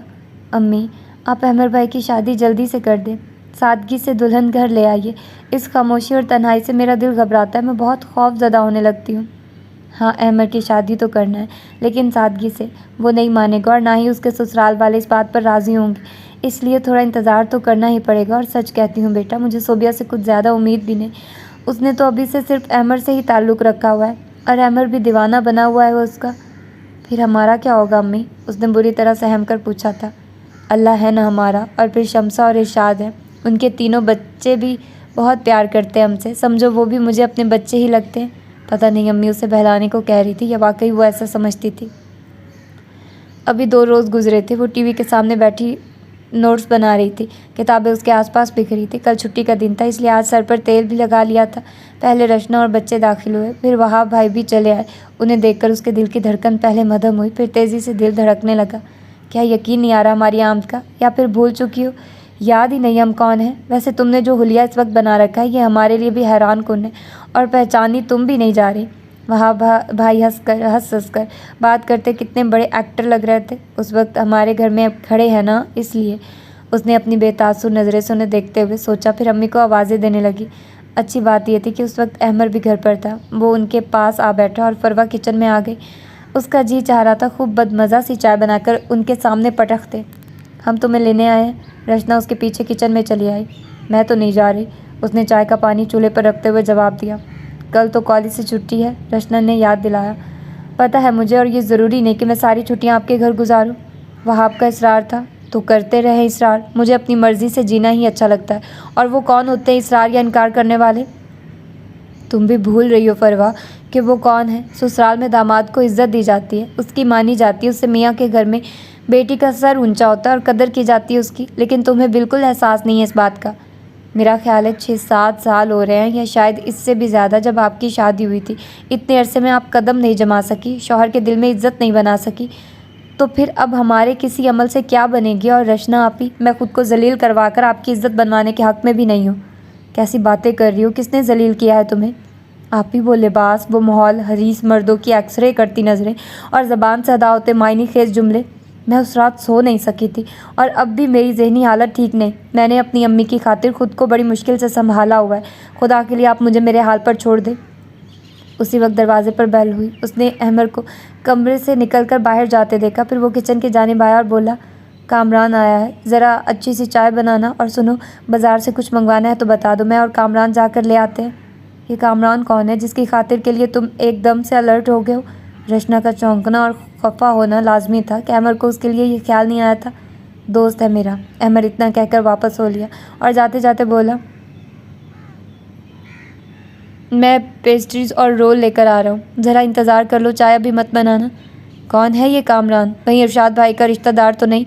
अब्बा की वफ़ात पर उसके काफ़ी चक्कर लगते रहे थे। मेरा ख्याल है अहमर से दोस्ती भी तभी हुई है। उसने जवाब में कुछ नहीं कहा। मैं वहाब से क्या कहूँ, तुम क्यों हमारे साथ नहीं जा रही। कुछ देर की खामोशी के बाद रचना पूछने लगी, कह दीजिएगा उसकी मर्ज़ी नहीं है। उसे गुस्सा आ गया बार बार की रट से, लेकिन बोली तो अंदाज़ नॉर्मल था। कामरान आज बड़े अच्छे लिबास में मलबूस था और वहाब भाई से बड़े अतमाद से गुफ्तगू कर रहा था, और जवाब में वहाब भाई का बन कर बोलना फरवा कुछ शदीद बुरा लग रहा था। एक्टर हैं पूरे। हाँ तो फरी, तैयारी कर ली फिर तुमने। अब वो उसकी जानिब देख रहे थे, गहरी, कुछ जताती, कुछ समझाती, सफाक नज़र। मैं भला किस तरह जा सकती हूँ। आपको कुछ एहसास भी है, अम्मी इद्दत में है और उनकी तबीयत भी ठीक नहीं रहती, वो अकेली नहीं रह सकती। उनकी तनबीह को खातिर में न लाते वो हिम्मत करके बोल रही थी, चलो सारे दिन के लिए ना सही किसी दिन शाम को चक्कर लगा लो। हाँ भाई, मतलब तो उसी से है ना। उसने जलकर सोचा। इससे पहले कि कुछ कहती उसकी ना जाने की मर्जी कुछ समझकर अम्मी बोल उठी कि मेरे बगैर कहीं रहने की आदी नहीं है। तुम लोगों की तरफ रह कर आई तो बहुत उदास हो रही थी, अब तो मैं इसे नहीं भेजूंगी। बस फिर इसके बाद वहाब के पास इसरार की गुंजाइश कहाँ रह जाती थी। अम्मी की बात सुनकर जैसा इत्मीनान फरवा के चेहरे पर उतरा वो कामरान से छुपा नहीं रह सका। फिर उसने वहाब के बदलते मूड, उसकी खामोशी और रचना की परेशानी को भी भांप लिया और इसके बाद वो भी ज़हन को हाजिर नहीं रख सका। उसे यह सब बड़ा अजीब सा लग रहा था और वो इस गुत्थी को सुलझाने की कोशिश में था। मुझे शमसा भाभी से बात करना चाहिए, लेकिन पता नहीं ये मुनासिब है या नहीं। जो कुछ मैंने महसूस किया वो अहमद ने महसूस क्यों नहीं किया। ये पहले की तरह हंस बोल रहा है और फरवा के चेहरे से छलकता वो खौफ उसे क्यों नज़र नहीं आ रहा जो वहाब के उसे मुखातिब करते उसके चेहरे पर छाने लगता है। वो देर तक सोचों में गुम रहा था। उस वाक़ये के तीसरे रोज़ वो कॉलेज टाइम ऑफ होते ही अपनी वैन के साथी लड़कियों के साथ गेट की तरफ आ रही थी। जब गेट पर वहाब भाई को देखते ही उसके बढ़ते कदम रुक गए। अच्छे खासे ठंडे मौसम में उसने खुद को पसीने में भीगता हुआ महसूस किया। वो तेज़ी से वापस पलटी। कहाँ जा रही हो? पता है ज़रा सी देर पर चाचा मजीद कितना नाराज़ होने लगते हैं। मुझे याद आया, आज तो अहमद भाई को मुझे लेने के लिए आना था। वो दरअसल मुझे शमसा आपा के यहाँ जाना है ना। उसने बहाना किया और तेज़ तेज़ कदम उठाती गेट से दूर चली गई। ये इस हद तक भी आ सकते हैं, मैं सोच भी नहीं सकती थी। सच है, पैसे की हवस हर रिश्ते का तकद्दुस खो देती है। पहले बीवी को तमाशा बनाया और अब मुझे, लेकिन मैं ऐसा नहीं होने दूंगी। क्या करूं मैं? अल्लाह मेरी मदद कर। कॉलेज के बराबर स्कूल था। दरमियान की दीवार बहुत छोटी सी थी और अक्सर लड़कियां उसे फलांग कर कॉलेज की कैंटीन से कुछ न कुछ खरीदने आती रहती थी। फरवा ने यह दीवार फलांग ली। स्कूल का बैरूनी गेट कॉलेज के गेट से बहुत फासले पर और उल्टी साइड पर था। खुद को चादर में अच्छी तरह छुपाकर वो गेट से बाहर आ गई। वो गेट क्रॉस करके मेन रोड पर आई और चलना शुरू कर दिया। रिक्शा या टैक्सी में अकेले बैठकर घर जाने की हिम्मत उसमें नहीं थी और वहाब के खौफ से अभी भी उसकी टांगें कांप रही थी। ये तो कामरान है। कुछ ही फासले पर शहर के मसरूफ प्राइवेट अस्पताल के सामने उसने कामरान को एक दूसरे लड़के के साथ देखा था। वो दोनों गाड़ी में बैठने ही वाले थे। अंधेरे में रोशनी की किरण। कामरान साहब, वो हलक फाड़ कर चिल्लाई और उसकी जानिब दौड़ पड़ी। क्या बात है, खैरियत तो है? उसके यूँ पुकारने और अपनी तरफ दौड़ने पर उसे यही पूछना चाहिए था। प्लीज़ आप मुझे मेरे घर छोड़ आइए। उसके चेहरे पर हवाइयाँ उड़ रही थी। आइए। उसने गाड़ी का दरवाज़ा खोला। वो उसे बहुत कुछ पूछना तो चाहता था, लेकिन दोस्त की मौजूदगी में पूछ नहीं सका। घर के गेट के करीब उसे उतारा और कुछ कहे बगैर गाड़ी वापस मोड़ ली। आज तुम बहुत जल्दी पहुंच गई। अम्मी तो उसके इंतज़ार में छुट्टी होने के टाइम से गेट के आसपास ही मंडलाती रहती थी। वो अम्मी, मैं वैन से नहीं आई, मुझे कामरान साहब ने ड्रॉप किया है। पता नहीं कैसे वो उधर निकल आया, वरना तो बड़ी प्रॉब्लम होती। असल में वैन ख़राब हो गई थी ना। कामी के साथ? कहाँ है वो? अंदर तो बुलवाओ। वो तो ड्रॉप करते ही चले गए। आय हाय, ये तो बुरा हुआ। तुमने कहा नहीं अंदर आने को? नहीं अम्मी, मैं मजबूरी में उसके साथ तो आ गई, लेकिन बहुत घबरा भी रही थी। शुक्र किया कि घर पहुंची और वो वहीं से वापस हो लिया। कामरान बहुत अच्छा लड़का है। वहीं तुम्हारे कॉलेज के पास जो आयशा अस्पताल है वहीं पे होता है। किसी भी मुश्किल में तुम उससे रब्ता कर सकती हो। अस्पताल में होता है? उसने दोहराया। अरे भाई, डॉक्टर है, तुम्हें नहीं पता? नहीं तो कमाल है, इरशाद भाई का रिश्तेदार और डॉक्टर। क्यों, इसमें इतना हैरान होने वाली क्या बात है? इरशाद और शमसा के लिए तुम दोनों बहनों के लहजे में जो हकारत है वो मुझसे छुपी हुई नहीं है, लेकिन सच तो यह है उन जैसे सच्चे और मेहनती लोग ही एक रोज़ मकाम पा लेते हैं। अब तुम देखना, चंद सालों में शमसा के लड़के भी इंशाल्लाह कैसे कामयाब इंसान बनकर निकलेंगे। नहीं अम्मी, अब तो मैं इरशाद भाई की बहुत कदर करती हूँ। पहले बच्ची थी, बेवकूफ़ थी, अच्छे बुरे की पहचान नहीं थी मुझे। मैं तो हैरान थी कि उनकी फैमिली में लोग ज़्यादा पढ़े लिखे नहीं है ना। वो पुरानी बात थी, नौजवान लड़के सभी तालीम याफ्ता, और ये कामरान तो बहुत ही सुलझा हुआ शरीफ बच्चा है। जब तुम्हारे वालिद की तबीयत ख़राब हुई थी, मैंने शमसा को ही फ़ोन किया था। उसने कामरान से रब्ता किया, फ़ौरन ही एम्बुलेंस लेकर पहुँच गया था। और जितने रोज़ तुम्हारे अब्बू अस्पताल में रहा, उसने बहुत ख्याल रखा। बहुत ही नेक बच्चा है। तुम्हारे अब्बा के जाने के बाद भी अक्सर हाल अहवाल पूछने को फ़ोन करता है। अहमद से भी बहुत दोस्ती हो गई है। मैं तो उसे कहती हूँ तुम अहमद को भी समझाया करो, शायद तुम्हारी कहीं कोई बात ही असर कर जाए और उसका लाउबालीपन ख़त्म हो जाए। अहमद भाई अभी तक घर नहीं आए। अब उसके घर आने का कौन सा मखसूस टाइम रह गया? फ़ोन आया था कि आज खाने पर इंतज़ार न करना। पूछा तो नहीं मैंने, समझ गई हूँ ससुराल गया होगा। अब अपने घर से ज़्यादा वक्त उसका उधर ही गुजरता है। माँ की तबीयत ठीक नहीं रहती, घर में बूढ़ी माँ और जवान बहन के सिवा और कोई नहीं होता, लेकिन जिसे खुद एहसास नहीं उसे क्या कह सकती हूँ। दोनों ने इकट्ठा खाना खाया। फिर फरवा कुछ देर आराम के लिए अपने कमरे में आ गई। तभी सेलफोन बजने लगा। स्क्रीन पर रोशन होता नंबर रचना आपी का था। उसकी पेशानी शिकन आलूद हो गई। सोचा फ़ोन अटेंड ही ना करे, लेकिन फिर इरादा बदल दिया। क्या तुम आज कॉलेज नहीं गई थी? रचना ने छूटते ही पहला सवाल यही किया। नहीं, रचना के सवाल ने उसकी मुश्किल आसान कर दी थी। क्यों? अगला सवाल हुआ, आपको कैसे पता चला कि मैं कॉलेज नहीं गई थी? आज सारा दिन तो आपने ना अम्मी से ना ही मुझसे रब्ता किया है। हाँ, वो मैं गई थी तुम्हारे कॉलेज। क्यों? अब सवाल करने की बारी उसकी थी। ऐसे ही, तुम्हारी खैर खैरियत दरियाफ्त करने के लिए। कमाल है, वो हंस पड़ी। फिर कुछ तल्खी से बोली, आपको जो भी मुझसे मालूम करना हो ना, घर आकर मालूम किया कीजिए। आइंदा कॉलेज मत आइएगा। और हाँ, मैं अब आइंदा 15-20 दिन तक घर पर ही हूँ। कोर्स कंप्लीट हो चुका है। अब कॉलेज आकर टाइम ही ज़ाया होता है। एग्ज़ाम सर पर है, मैं घर पर रहकर ही तैयारी करूँगी। अच्छा। रचना के अंदाज में मायूसी थी। ज़रा तवक्कुफ़ के बाद बोली, तुमने अम्मी से जिक्र तो नहीं किया? किस बात का? उसने चुभते हुए लहजे में कहा, वही जो तुम्हें हमारे यहाँ नागवार गुजरा है। किया है जिक्र, अम्मी से भी, अहमर भाई से भी। मैं उन्हें ना बताती आकर जो आप दोनों मुझे लेने के लिए दोबारा ना आ टपकते। वो चबा चबा कर बोल रही थी। मेरा ख्याल था फरीद, तुम भी मेरी तरह सोचती हो। तुम्हें भी मेयार ज़िंदगी बुलंद करने का जुनून है। तुम इस बात को अच्छी तरह समझती हो। सबसे बड़ी हकीकत पैसा है। लेकिन मुझे अफसोस है, तुम बेमायनी रवायात को गले लगाए बैठी हो। मुझे बताओ, उस रोज़ जो तुमने पहना, जो खाया, जिन लोगों के साथ तुम रही, क्या तुमने कभी ख्वाब में भी ऐसा देखा था? नहीं, और मैं ऐसा कभी ख्वाब में भी देखना नहीं चाहती। जब ब्याह दी जाओगी ना किसी 20-25 हज़ार माहाना कमाने वाले के साथ, तब मेरी बातें याद आएंगी। तुम फिर पछताओगी और तब तुम्हारा ये हाल होगा कि तुम मेरे तक आना भी चाहोगी तो झिझक जाओगी कि तुम्हारे मामूली कपड़े और खाली पर्स इस बात की इजाज़त ही नहीं देगा। आप ही, मैंने कॉलेज से छुट्टियां पढ़ने के लिए की हैं। अब अगर आप इजाज़त दे तो मैं पढ़ लूँ। रचना ने गुस्से से सेल ऑफ कर दिया। अब अगले 15-20 दिन तक उसका सेल फ़ोन ऑन करने का कोई इरादा ना था। 15 दिन के बाद उसे अम्मी से पता चला कि रचना आपी की फैमिली कुछ दिनों के लिए मलेशिया और फिर दुबई जा रही है। उसने अल्लाह का शुक्र अदा किया और पूरी तरह अपनी पढ़ाई में मगन हो गए। अहमर की गैर जिम्मेदारियों से घबराकर अम्मी ने कामरान को बुला भेजा था और फरवा किचन में उसके लिए रात का खाना तैयार कर रही थी। वो अब भी कभी कभार चक्कर लगा लिया करता था, फ़ोन भी करता रहता था और फरवा को पता भी ना चला कब उसका आना, उसका राब्ता करना उसे बहुत अच्छा लगने लगा। वो जी जान से खाना बनाने में लगी हुई थी और कामरान अम्मी से कह रहा था, इस सिलसिले में आप शमसा भाभी और इरशाद भाई से भी बात करिए ना। अहमर उनकी कहाँ सुनता है, तुमसे कह रही हूँ, तुम कुछ समझाओ उसे आजकल अपने ससुराल के सिवा कुछ सूझ ही नहीं रहा। मेरा तो ख्याल है आप जल्द रुखसती करवा लें। जब वो हस्ती यहाँ आएगी तो अहमर भी घर पर ही दिखाई देने लगेगा। ठीक है, फिर करती हूँ शमसा से बात। वो और इरशाद हो आए उन लोगों की तरफ से। रचना भी चंद रोज़ में वापस आ रही है, उससे भी बात कर लूँगी। उन्होंने गोया कतई फैसला कर लिया था। रचना वतन वापस आई और तीसरे रोज़ बमा फैमिली उनके यहाँ मौजूद थी। साथ में ढेरों ढेर गिफ्ट थे फरवा के लिए। ये सब क्या खराफात उठा लाई। भला मैं कहाँ पहनती हूँ ऐसी भारी भरकम ज्वेलरी। ये तो शोबाज औरतें पहना करती हैं। वो वहाब की नज़रें खुद पर महसूस कर चुकी थी, इसीलिए उनकी जानिब से रुख मोड़ लिया था। अब उन्हें सुनाने को बज़ाहिर रचना से कह रही थी, तुम्हें क्या पता, ऐसी ज्वेलरी आजकल फ़ैशन में इन है। रचना को उसकी बातों पर गुस्सा आया था। होंगे फ़ैशन में, मुझे बिल्कुल पसंद नहीं है। और ये कपड़े, उसने हंसना शुरू कर दिया। तौबा रचना आपी, क्या हो गया आपकी चॉइस को? हमारी फैमिली में कभी किसी की चॉइस इतनी फजूल नहीं रही। तुम्हें अंदाज़ा नहीं है इन कपड़ों की कीमत का। रचना को उस पर गुस्सा आ रहा था।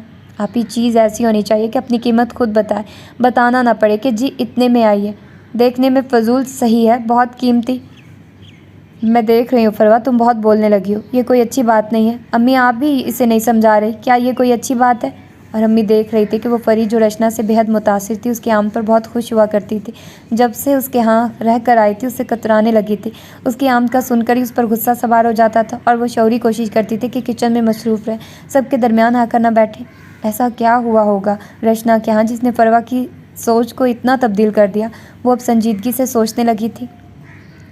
अहमर के ससुराल शादी की तारीख रखने शमसा, रचना और फरवा के साथ इरशाद भाई गए थे। रचना की अमारात से वो लोग पहले भी मुतासिर थे और अब जो किस्से खुद रचना ने जाकर सुनाए, वो लोग तो बाकी सबको जैसे भूल ही गए। लगता था सिर्फ एक ही मेहमान है और वो है रचना वहाब। अच्छे लोग हैं अहमर भाई के ससुराल वाले, ये वापसी पर उसकी राय थी। बाकी सब खामोश ही रहे। वो उसी की गाड़ी पर गए थे। उन्हें अम्मी के घर ड्रॉप करने के बाद रचना बाहर ही से अपने घर चली गई। अम्मी चाहती थी कि सोबिया की शॉपिंग रचना ही करे, लेकिन उसने माजरत कर ली। अम्मी, आपको नहीं पता मेरी मसरूफियत का। आप फरवा को शमसा के साथ कर दें, दोनों मिल मिलाकर कुछ ना कुछ कर लेंगी। अम्मी ने भी फिर ज़्यादा इसरार नहीं किया कि वो वहाब के मिजाज को समझती थी। यकीनन रचना इसी वजह से इनकार कर रही थी। बरी की तैयारी में कामरान की गाड़ी बहुत काम आई। शमसा आपा उसे पैगाम भिजवा देती और वो चला आता। आपका ड्राइवर दोबारा छुट्टी पर नहीं गया? एक रोज़ जब शमसा आपा टेलर को कपड़े देने गई थी और वो गाड़ी में अकेली थी, कामरान ने बड़ी संजीदगी से पूछ लिया, क्या मतलब? वो बिल्कुल नहीं समझी। मैं तो इंतज़ार में ही रहता हूँ, अस्पताल में ध्यान कम और रोड पर ज़्यादा होता है कि क्या पता आज फिर आपको लिफ्ट की ज़रूरत पड़ जाए। तब वो खिलखिलाकर हंस पड़ी। आपकी जॉब बहुत जिम्मेदारी वाली है, प्लीज़ अपना ध्यान अस्पताल के अंदर ही लगाने की कोशिश करें। फिर शम्सा को आते देखकर दोनों खामोश हो गए, लेकिन उसकी बात बार बार उसे निचला लब दांतों तले दबाकर मुस्कुराहट रोकने पर मजबूर करती रही। सच है, दिल शाद हो तो मुस्कुराहट मुस्तकिल चेहरे पर ठहर जाती है। शॉपिंग के दौरान वो मशवरे भी देता, कीमत कम करवाने के लिए दुकानदारों से बहस भी खूब करता। देखिए सर जी, शादी एक ही बार होना होती है और बंदा एक ही बार इतने अरमानों से सब खरीदता है। आप तो बहस कर करके इन यादगार लम्हों का हुस्न ख़राब कर रहे हैं। दुकानदार भी आज बराबर की टक्कर का था। और ज़्यादा खर्चा करने पर जो बाद में ज़िंदगी का हुस्न ख़राब होगा, इस बारे में सोचा है तुमने? कामरान ने मुंह बनाया। बिल्कुल मुनासिब कीमत है जी, आप नामुनासिब पर ही दे दें। जो कमी हमारी वजह से होगी वो बाद में किसी बाउली लेडी से पूरी कर लीजिएगा। देखिए, इसरार ना करें, आप पहली बार हमारी दुकान पर आए, मौका भी खुशी का है। और ये भी तो सोचिए ये क्या कहेंगी, आप इनके लिए 2-4 हज़ार ज़्यादा भी नहीं खर्च कर सकते? आप और कामरान का दिलचस्पी से कपड़े खरीदना और उसका मुस्कुराते हुए राय देना, पता नहीं दुकानदार ने क्या अंदाज़ा लगा लिया। वाकई इस बारे में तो मैंने गौर ही नहीं किया। कामरान वाकई शर्मिंदा दिखाई देने लगा।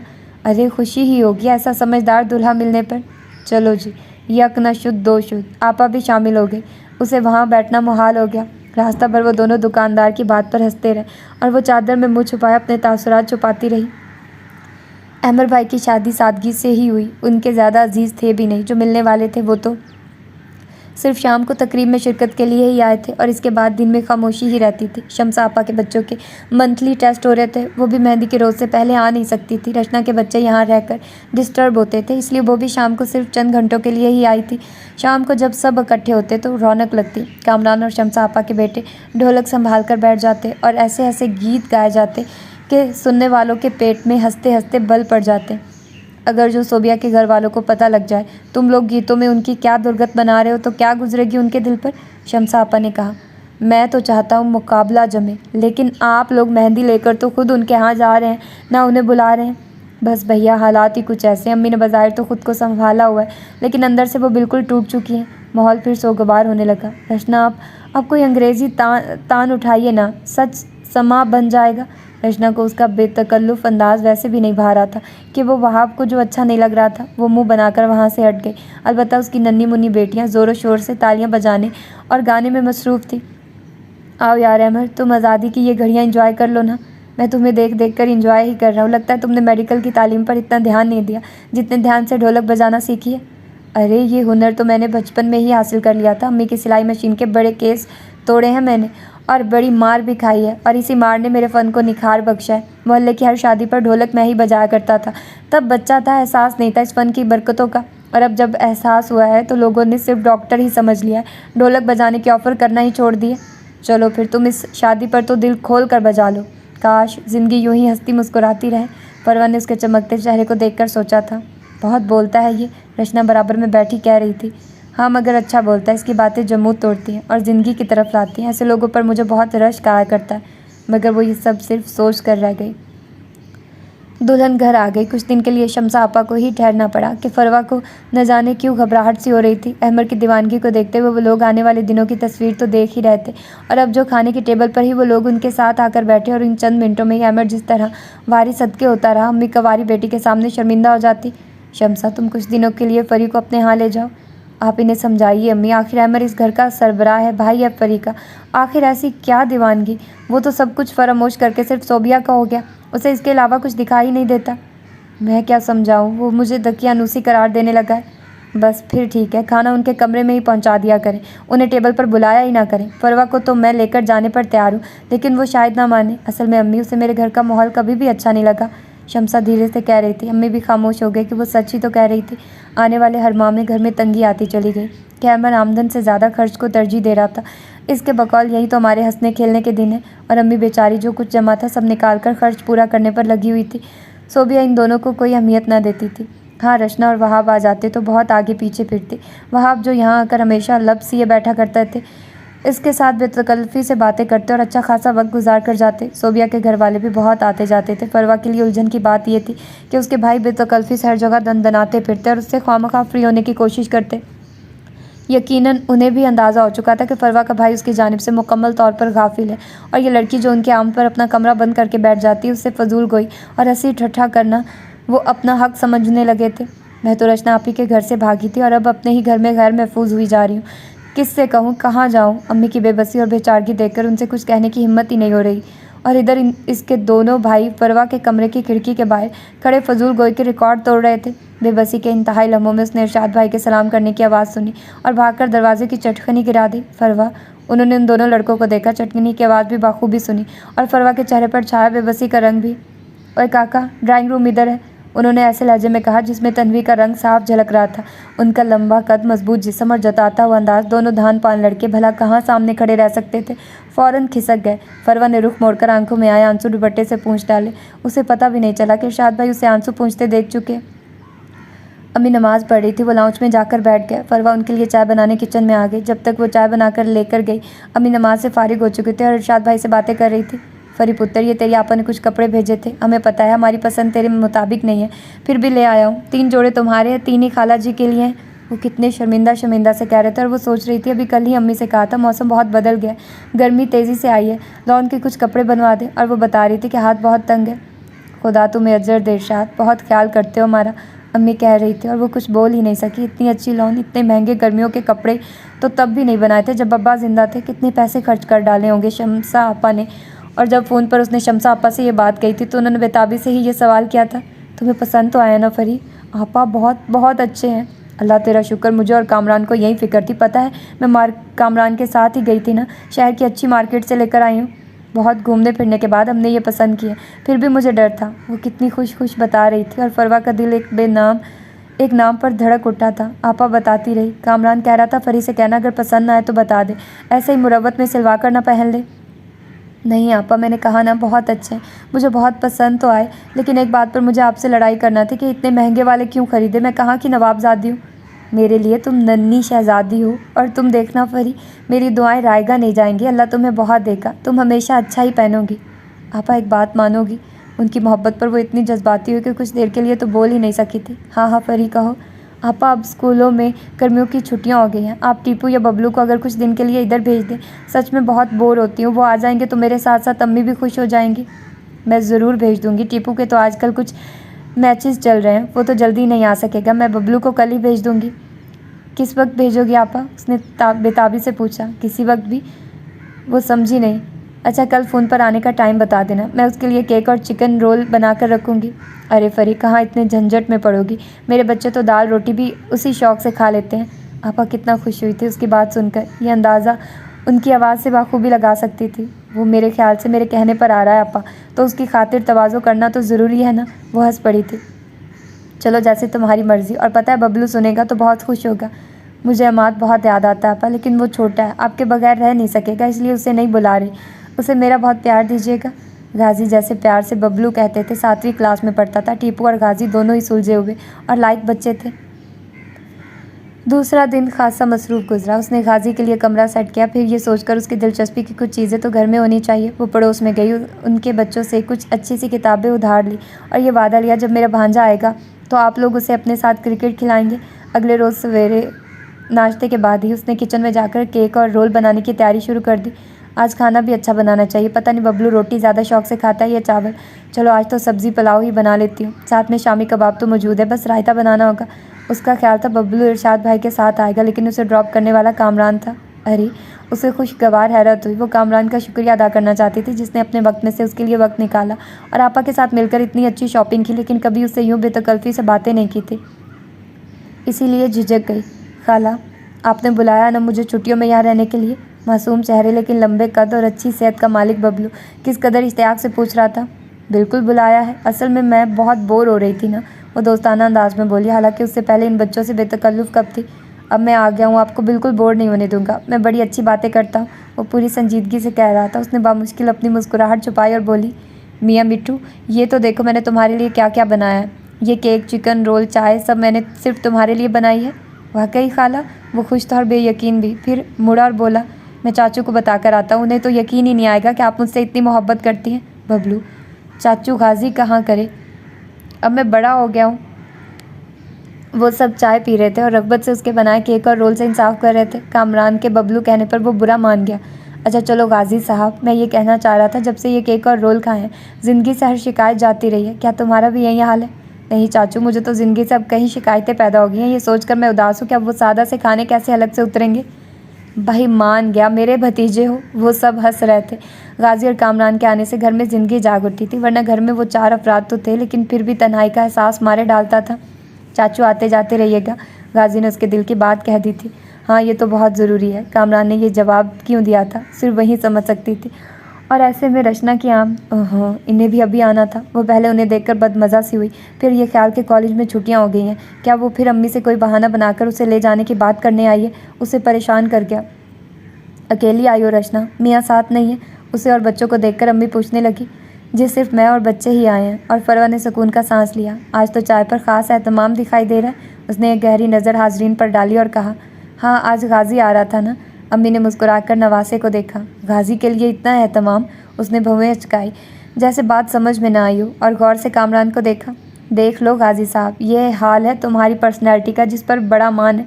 तुम्हारी कोई खातिर कर दे तो लोग मशकूक होने लगते हैं। कामरान मजाक उड़ा रहा था। गाजी ने बिल्कुल बुरा न माना। अभी इन पर मेरी ज़बरदस्त सलाहियतें आशिकार नहीं हुई ना। फरवा, हमें भी चाय ही बना दो। अंदाज जताता हुआ था वो खामोशी से उठकर किचन में आ गए। कामरान चाय पीते ही इजाज़त लेकर उठ खड़ा हुआ। तुम नहीं जाओगे? उसने गाजी से पूछा। नहीं आंटी, मुझे तो फरी खाला ने बुलाया कुछ दिन इधर रहने के लिए। ये फरी को भी अपनी उम्र का कोई नहीं मिलता, बच्चों से दोस्तियाँ करती है। रचना ने जताना ज़रूरी समझा। उस रोज़ वो बहुत देर तक बैठी, रात का खाना भी यहीं खाया और अपने ड्राइवर को भेजकर बहुत कुछ मंगवा भी डाला। इन सब की क्या ज़रूरत थी बेटा? ज़रूरत तो होती है अम्मी। अच्छा खाना भला किसे अच्छा नहीं लगता। ज़िंदगी में पैसा ना हो तो समझिए कुछ भी नहीं, ये सबसे बड़ी हकीकत है। और जो वक्त पर इस बात को नहीं समझता वो बाद में पछताता है। हमारे दौर के तकाजे कुछ और थे, लेकिन अब तो शायद सब कुछ बदल गया है। ठीक कहती हैं अम्मी आप, वो दौर वाकई कुछ और था। फरवा ने मज़ीद कुछ नहीं सुना, बर्तन समेटकर किचन में आ गई। और रचना क्यों आई थी ये उसे अगले रोज़ पता चला। अम्मी ने उसे अपने पास बुलाया और बताया था, रचना तुम्हारे लिए एक रिश्ता लेकर आई है बेटा। मैं तो इरशाद और अहमद से ही मशवरा करती, लेकिन फिर मुझे रचना की कई बात याद आ गई। आज के दौर के तकाजे कुछ और हैं, इसीलिए मैं तुमसे बात कर रही हूँ। मुझे सोच समझ कर जवाब देना। इसमें सोचने समझने की तो कोई बात ही नहीं है अम्मी। वहाब भाई और रचना के मिलने वालों के बारे में तो मैं सोचना भी पसंद नहीं करती। उसने वो सब बता दिया जो इतने दिन से नहीं बता पा रही थी। रचना बहुत बदल गई है, ये बात तो मैं भी महसूस करती हूँ, लेकिन वो इस हद तक जा चुकी है यकीन नहीं आता। अम्मी को बहुत दुख हुआ था। उन्होंने उसी रोज़ फ़ोन पर रचना को इस रिश्ते के लिए साफ मना कर दिया। अम्मी, ना का तो सवाल ही नहीं है। वहाब उन लोगों को हाँ कर चुके हैं। ये किस तरह हो सकता है? मेरी इजाज़त के बगैर वो किस तरह हाँ कर सकता है? तो आप फरी की फजूल बातों की वजह से मेरा घर बर्बाद करेंगे। आप वहाब को नहीं जानती अम्मी, और फरी की हरकतों की वजह से वो पहले ही मुझसे खफा रहते हैं। फरी ने ऐसा क्या कर दिया है? कुछ नहीं। उससे मैं रचना के मुँह से जो निकल गया था उसकी वजाहत वो अम्मी को नहीं दे सकती थी। मैं फरी की मर्ज़ी के बगैर हाँ नहीं कर सकती, और सच पूछो तो मुझे वहाब जैसा कल्फ लगा दूसरा दामाद चाहिए भी नहीं। तो आप चाहती हैं पैसे की कमी फरवा की शख्सियत को भी मसख कर दे, वो भी शमसा आपा जैसी बेतरतीब, और तंगी में ज़िंदगी काट दे। रचना, मैं बहस में नहीं पड़ना चाहती, बस मुझे ये रिश्ता मंजूर नहीं है। सोच ले अम्मी, ऐसा करके आप मुझसे मिलने से भी जाएंगी। वहाँ फिर कभी मुझे आपके यहाँ नहीं आने देंगे। ये ज़िंदगी है रचना तुम्हारी। तुम्हारा शौहर नाजायज़ दबाव डालता है तुम पर, और तुम चाहती हो मैं फरवा को भी ऐसी ज़िंदगी गुजारने पर मजबूर कर दूँ। फिर मिसाल देती हो शमसा की। अरे शमसा तुमसे 1000 दर्जे अच्छी है अपने घर में, और इरशाद ने तो मुझे दूसरा बेटा बनकर दिखाया है, और उसके बच्चे नानी नानी करते मेरे आगे पीछे रहते हैं। आप फरवा से मेरी बात करवाइए। अब फरी से क्या बात करोगी? आप बुलाइए तो उसे, बात करवाइए मेरी। रचना की एक ही रट थी। वो गाजी के साथ क्रिकेट खेल रही थी। अम्मी के बुलाने पर चली आई। अम्मी ने सैलू से पकड़ा दिया और बोली, रचना कुछ बात करना चाहती है तुमसे। जी रचना आपी, मैं सुन रही हूँ। तुमने इनकार कर दिया मेरे लाए हुए रिश्ते के लिए? रचना ने छूटते ही कहा था। जी हाँ, उसने मुख्तसर कहा। तुम वहाब को नहीं जानती फरवा, ये रिश्ता सरासर उनकी मर्जी से हो रहा था। वो इस इनकार पर मेरे लिए मुसीबत खड़ी कर देंगे। तुम्हें मेरा कुछ तो एहसास करना चाहिए था। अभी मैं आप जैसी ज़िंदगी नहीं गुजार सकती। मुझे अपनी ज़ात को तमाशा नहीं बनवाना। अपने दीन भी खोया और दुनिया भी। मुझे सबक हासिल हुआ है आपको देखकर। प्लीज़ आप अपना घर बचाने के लिए मुझे इस आग में मत धकेलिए। दुआ करिए खुदा से कि वो आपके गुनाह माफ़ कर दे। क्या तुमने कभी सोचा है फरवा, गुर्बत क्या होती है? अब सोच लो, मर्द तो सारे एक से ही हुआ करते हैं। क्या गरीब तबका, क्या हमारा तबका। कुर्बानी औरत को देना पड़ती है, लेकिन वहाँ कदम कदम पर ख्वाहिशें भी मारना पड़ती हैं। अब एक अपर मिडिल क्लास भी तो होती है। ये ज़्यादातर पढ़े लिखे लोगों की क्लास है जो बाशऊर और मेहनती होते हैं। और बहुत ज़्यादा असहाय ना सही, लेकिन ज़िंदगी को अपने ज़ोरे बाजू से खूबसूरत ज़रूर बना लिया करते हैं। ये सब कहते हुए उसके तसव्वुर में कामरान का चेहरा था और उसने बड़े जज्ब से और बिना किसी खौफ के रचना से ये सब कहा था। सेल ऑफ करके उसने अम्मी की जानिब देखा। परेशान मत होना, मुझे खुशी है कि तुमने बेहतर रास्ते का इंतखाब किया। इस उम्र में भी तुम्हें दौलत की चकाचौंध ने बहकाया नहीं। तुम्हें अपने ईमान की फ़िक्र रही और मैं रचना के लिए फ़िक्रमंद हूँ। हमें पता ही नहीं चला कब उसके ख़्यालात बदल गए। जब रचना और वहाब की शादी हुई तब वो एक पढ़ा लिखा मेहनती लड़का था। न जाने कब उसके कदम बहके और रचना ने उसे समझाने के बजाय उसका साथ दिया। वो दोनों दलदल में धंसते जा रहे हैं और मैं कितनी बेबस हूँ, सिवाय हाथ मलने के और कुछ नहीं कर सकती। आप दुआ करें अम्मी, मैं भी रचना आपी के लिए दुआ करूँगी, उसने उनके हाथ थामते हुए कहा था। वो आस पड़ोस कम जाया करती थी, लेकिन अब गाजी जो उसके साथ था, वो पड़ोस वाली आंटी जबी के घर गई। वो सिलाई और कटिंग में माहिर थी। उसने सीखने की ख्वाहिश की और वो भी जैसे तैयार बैठी थी। अब वो नाश्ते के बाद गाजी को साथ लेकर उनके यहाँ आ जाती। गाजी की उनके बेटों से दोस्ती हो गई। उनके बड़े बेटे की और उसकी क्लास भी एक थी। दोनों मिलकर पढ़ते भी और खेलते भी। फिर वापस घर आकर ये दोनों किचन में घुस जाते और दोपहर के खाने की तैयारी शुरू हो जाती। उसे हैरत होती। गाजी सब्ज़ी काटने, धुले हुए बर्तन स्टैंड में लगाने और तरह तरह के ऑमलेट बनाने में माहिर था। कभी कभी सोबिया भी किचन में चली आती। मूड होता तो कुछ हेल्प कर देती, वरना कभी उसे किसी दोस्त के यहाँ तो कभी टेलर के यहाँ जाना होता था। उसकी दोनों छोटी बहनें आ जाती और वो तीनों इतनी गर्मी की परवाह किए बगैर ही घर से निकल पड़ती। आप इन्हें समझाती क्यों नहीं खाला? कहीं सन स्ट्रोक हो गया तो संभालना तो हमें ही पड़ेगा। कितनी छुट्टियाँ बर्बाद हो जाएंगी। उसने कुछ इस अंदाज में फ़िक्रमंदी का इजहार किया था कि फरवा को हंसी आ गई। आप फिक्र ना करें, उनके मियाँ यानी अहमद साहब हैं ना संभालने के लिए। एक बार टीपू को हुआ था, उफ तौबा, तीमारदारी कर करके मेरा इतना सा मुँह निकल आया था और खातिरदारियाँ होती थी टीपू की कि जी बच्चा इतने दिन बड़ा बीमार रहा है। ये बताओ आज क्या पकाएं? उसने फ्रिज खोलकर जायज़ा लिया। मिसाले वाली भिंडियाँ बना ले। मुझे नहीं आती, कोई आसान बात करो। करेले गोश्त बनाइए मेरी अम्मी की रेसिपी से। सच अम्मी बड़े मज़े का बनाती हैं। साथ में किसी भी बनती है। रोटियां हम तंदूर से लाते हैं, साथ में लस्सी भी बनती है। बस क्या बताइए कैसा मज़ेदार लंच होता है। पता है जब करेले गोश्त बनता है ना हमारे घर, तो फिर हम चाचू कामी को भी ज़रूर बुलवा लेते हैं। लेकिन मुझे तो शमसा आपा वाली तरकीब मालूम नहीं है। मैं किस लिए हूँ? आप गोश्त निकालिए, चूल्हे पर रखिए, बाकी मैं बताता हूँ। हाँ, अचार के मिसाले तो हैं ना घर पर। और जब वो खाना बनाकर फारिग हुई तब तक कामरान आ गया। उसने गाजी की जानिब देखा, बस बात में सर हिलाकर मुस्कुराया। मैंने बुलाया था, सोचा इसी बहाने वो नानी का ब्लड प्रेशर भी चेक कर लेंगे और बताएंगे कि करेले गोश्त बिल्कुल वैसा बना है जैसा अम्मी बनाती हैं या कुछ कसर रह गई है। करेले गोश्त अच्छा बना था, लेकिन जितनी तारीफ़ कामरान ने की वो तो शर्मिंदा हो गई। फरवा ने अभी खाना बनाना सीखना शुरू किया। मुझे भी हैरत है, ये बहुत अच्छा बनाने लगी है। अम्मी ने भी तारीफ़ की। ये रेसिपी तो मुझे गाजी ने दी है, शमसा आपा बनाती है इस तरह से, उसने सच कह दिया। हाँ भाई, शमसा के हाथ में बड़ा जायका है। चाचू अब शाम की चाय पीकर ही जाइएगा। अरे नहीं भाई, आज मुझे साहिवाल जाना है। वो असल में मेरी आपा का फ़ोन आया था, बड़े दिनों से बुला रही हैं। आज तो बाकायदा खफा हो रही थी। एक ही तो बहन है मेरी और मुझे भी बहुत प्यारी है। वापस कब आएंगे चाचू? ज़्यादा दिन नहीं लगेंगे, 2-3 रोज़ में आ जाऊँगा। अच्छा बेटा, खैर से जाओ और खैर से वापस आओ। अम्मी ने दुआ दी। हो सकता है वापसी पर आपा मेरे साथ ही आ जाएं, उसने अम्मी से कहा था और उसके लहजे में ऐसा कुछ ख़ास यकीनन था कि फरवा कुछ सिमट कर रह गई। ज़रूर लेकर आना अपनी आपा को। मेरी तो पहली मुलाकात शमसा के यहाँ उसकी शादी की तकरीब में ही हुई थी और मैं इतरत से मिलकर बहुत मुतासिर हुई। बहुत बड़ा काम कर रही हैं वो आजकल के ज़माने में, जब हर तरफ नफसा नफसी का दौर है। वो दूसरों के लिए सोचती हैं। बिलाशुबा ये बड़ा काम है। फिर अम्मी फरवा की तरफ देखकर बोली, इतरत गरीब घरानों के बहुत से बच्चों को अपने खर्च पर तालीम दिलवा रही हैं। हाँ खाला, पुप्पो बहुत काम कर रही हैं और पता है अपने जेब खर्च में से बचाकर मैं भी हर दूसरे तीसरे महीने उन्हें थोड़ी सी रकम भेजने लगा। मुझे पता है ये पैसे बहुत कम है, लेकिन अम्मी कहती है तुम्हारा जज्बा बहुत बड़ा है और तुम्हें नेक काम को जारी रखना चाहिए। एक रोज़ अल्लाह तुम्हें इतना देगा कि तुम खुद अकेले ही कहीं बच्चों की फ़ीस अदा कर सकोगे इंशाल्लाह, सब लोग ने पूरे जज्ब से कहा था। और फरवा सोच रही थी, कामरान की आपा आएंगी तो मैं भी इस सिलसिले में उनसे बात करूँगी। अगर मेरे लायक कोई खिदमत हो तो ज़रूर बताएं। वैसे आजकल छुट्टियां हैं, अगर मैं घर पर ट्यूशन देने लगूं, हमारे इलाके में अच्छे खाते पीते लोग रहते हैं और यहाँ पर बच्चों को ट्यूशन पढ़ाना तो एक रिवाज बन चुका है। मुझे यकीन है काफ़ी बच्चे मिल जाएंगे और मैं ये रकम आपा को दे सकती हूँ। क्या सोच रही हैं खाला? चाय ठंडी हो रही है, गाजी ने ध्यान दिलाया। हाँ कुछ नहीं, बस वैसे ही, उसने कप उठाकर मुँह से लगा लिया। रात को उसने गाजी को अपनी सोच से आगाह किया था। अरे खाला, ये तो बड़ी अच्छी बात है, आपने इस वक्त क्यों नहीं बताया? ज़रा चाचू और नानी भी इम्प्रेस हो जाते। मैं ये काम किसी को इम्प्रेस करने के लिए थोड़ी ही कर रही हूँ। चालाक लड़के, उसने मुस्कुराते उसे एक धप रसीद की। पता है खाला, ईद के दिनों में हम दोनों भाइयों यानी मैंने और टीपू ने स्टॉल भी लगाया था, चूड़ियों और दूसरी छोटी मोटी चीज़ों का। हम यही सोचकर बैठे थे कि सारी आमदनी पप्पू को साहिवाल भिजवा देंगे, और यकीन करे बहुत अच्छी बिक्री हुई। हालांकि हमारे पास तो सामान भी अच्छी क्वालिटी का नहीं था, लेकिन अल्लाह को हमारी नीयत की खबर थी ना।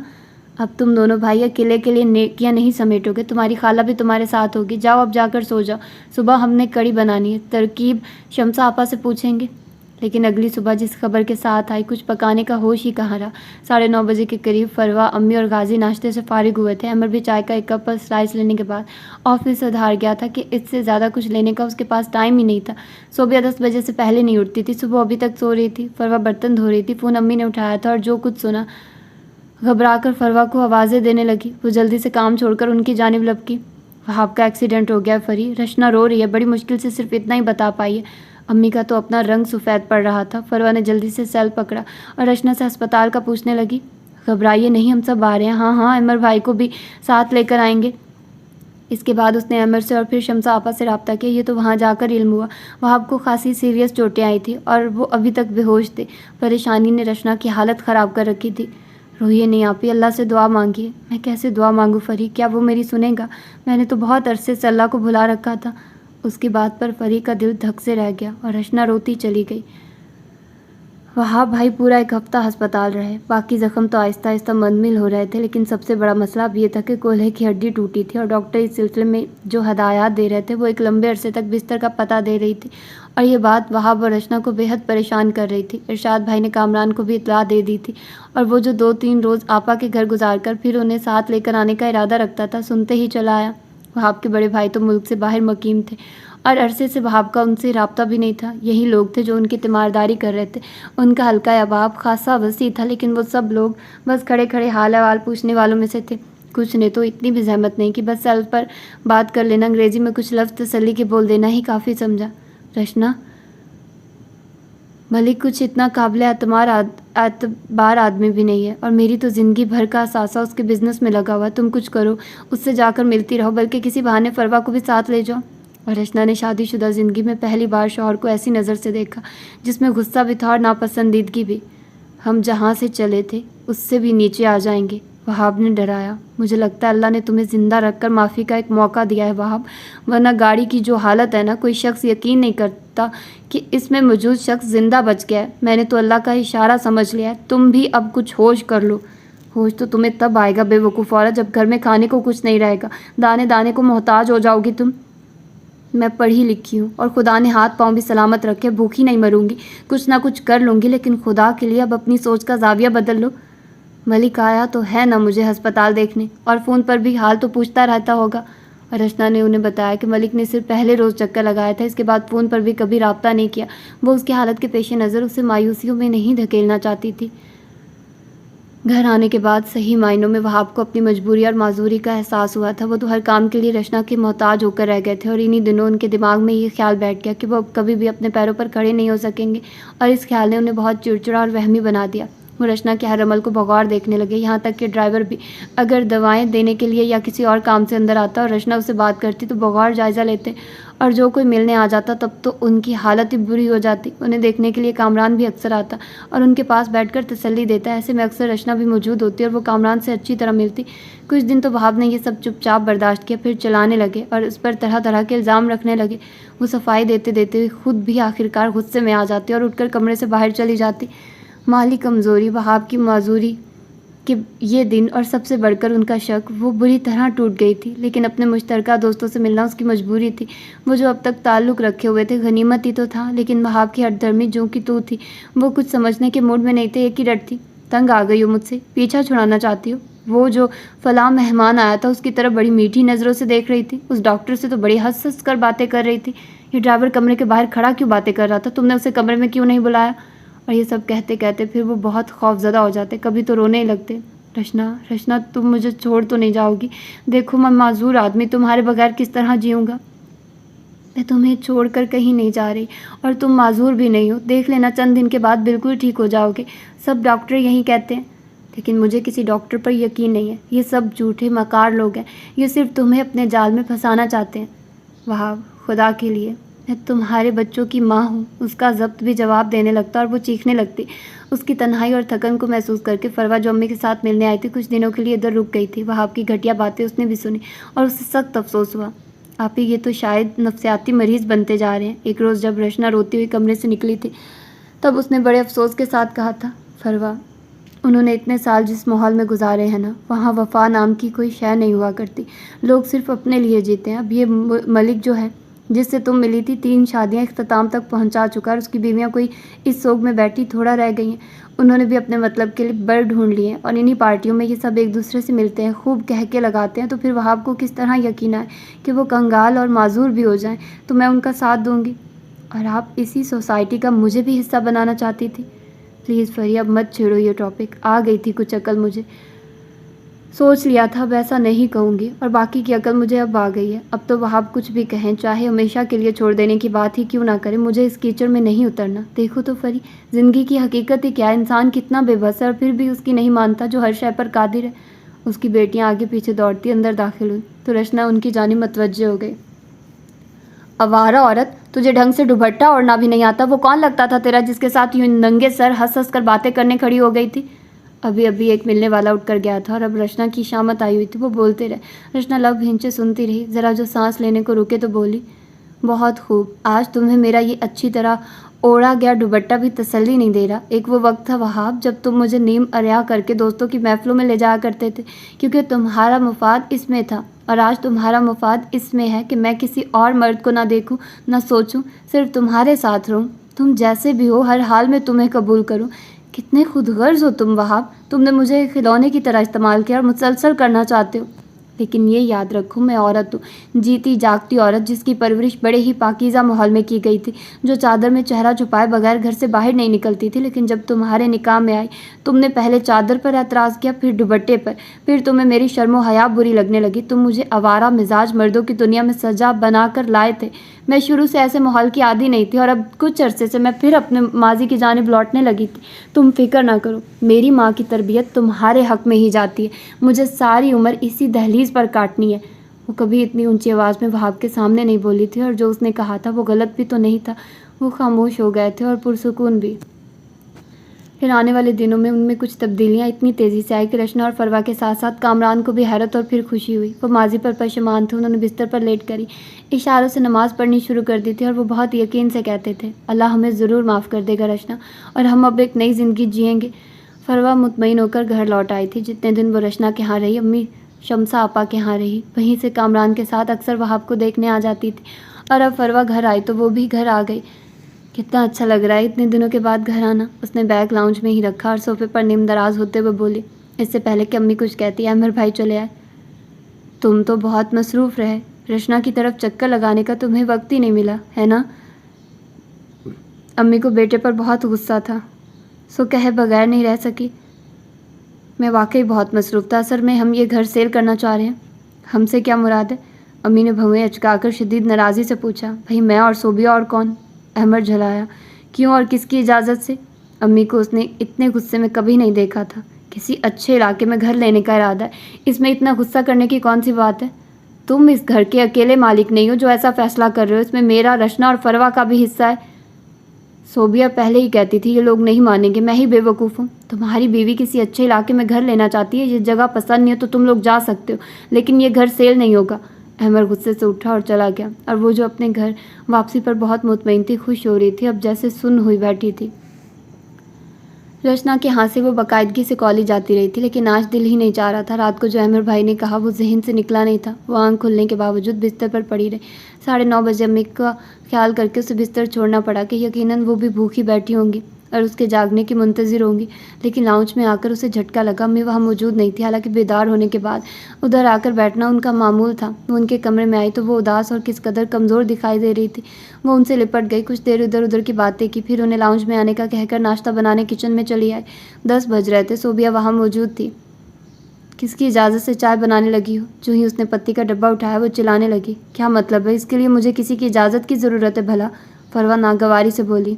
हाँ बिल्कुल है, ये सब अहमर की कमाई से ही आता है ना। और कल तुम्हारी माँ ने अमर को यहाँ से जाने को कहा है, जा रहे हैं हम यहाँ से।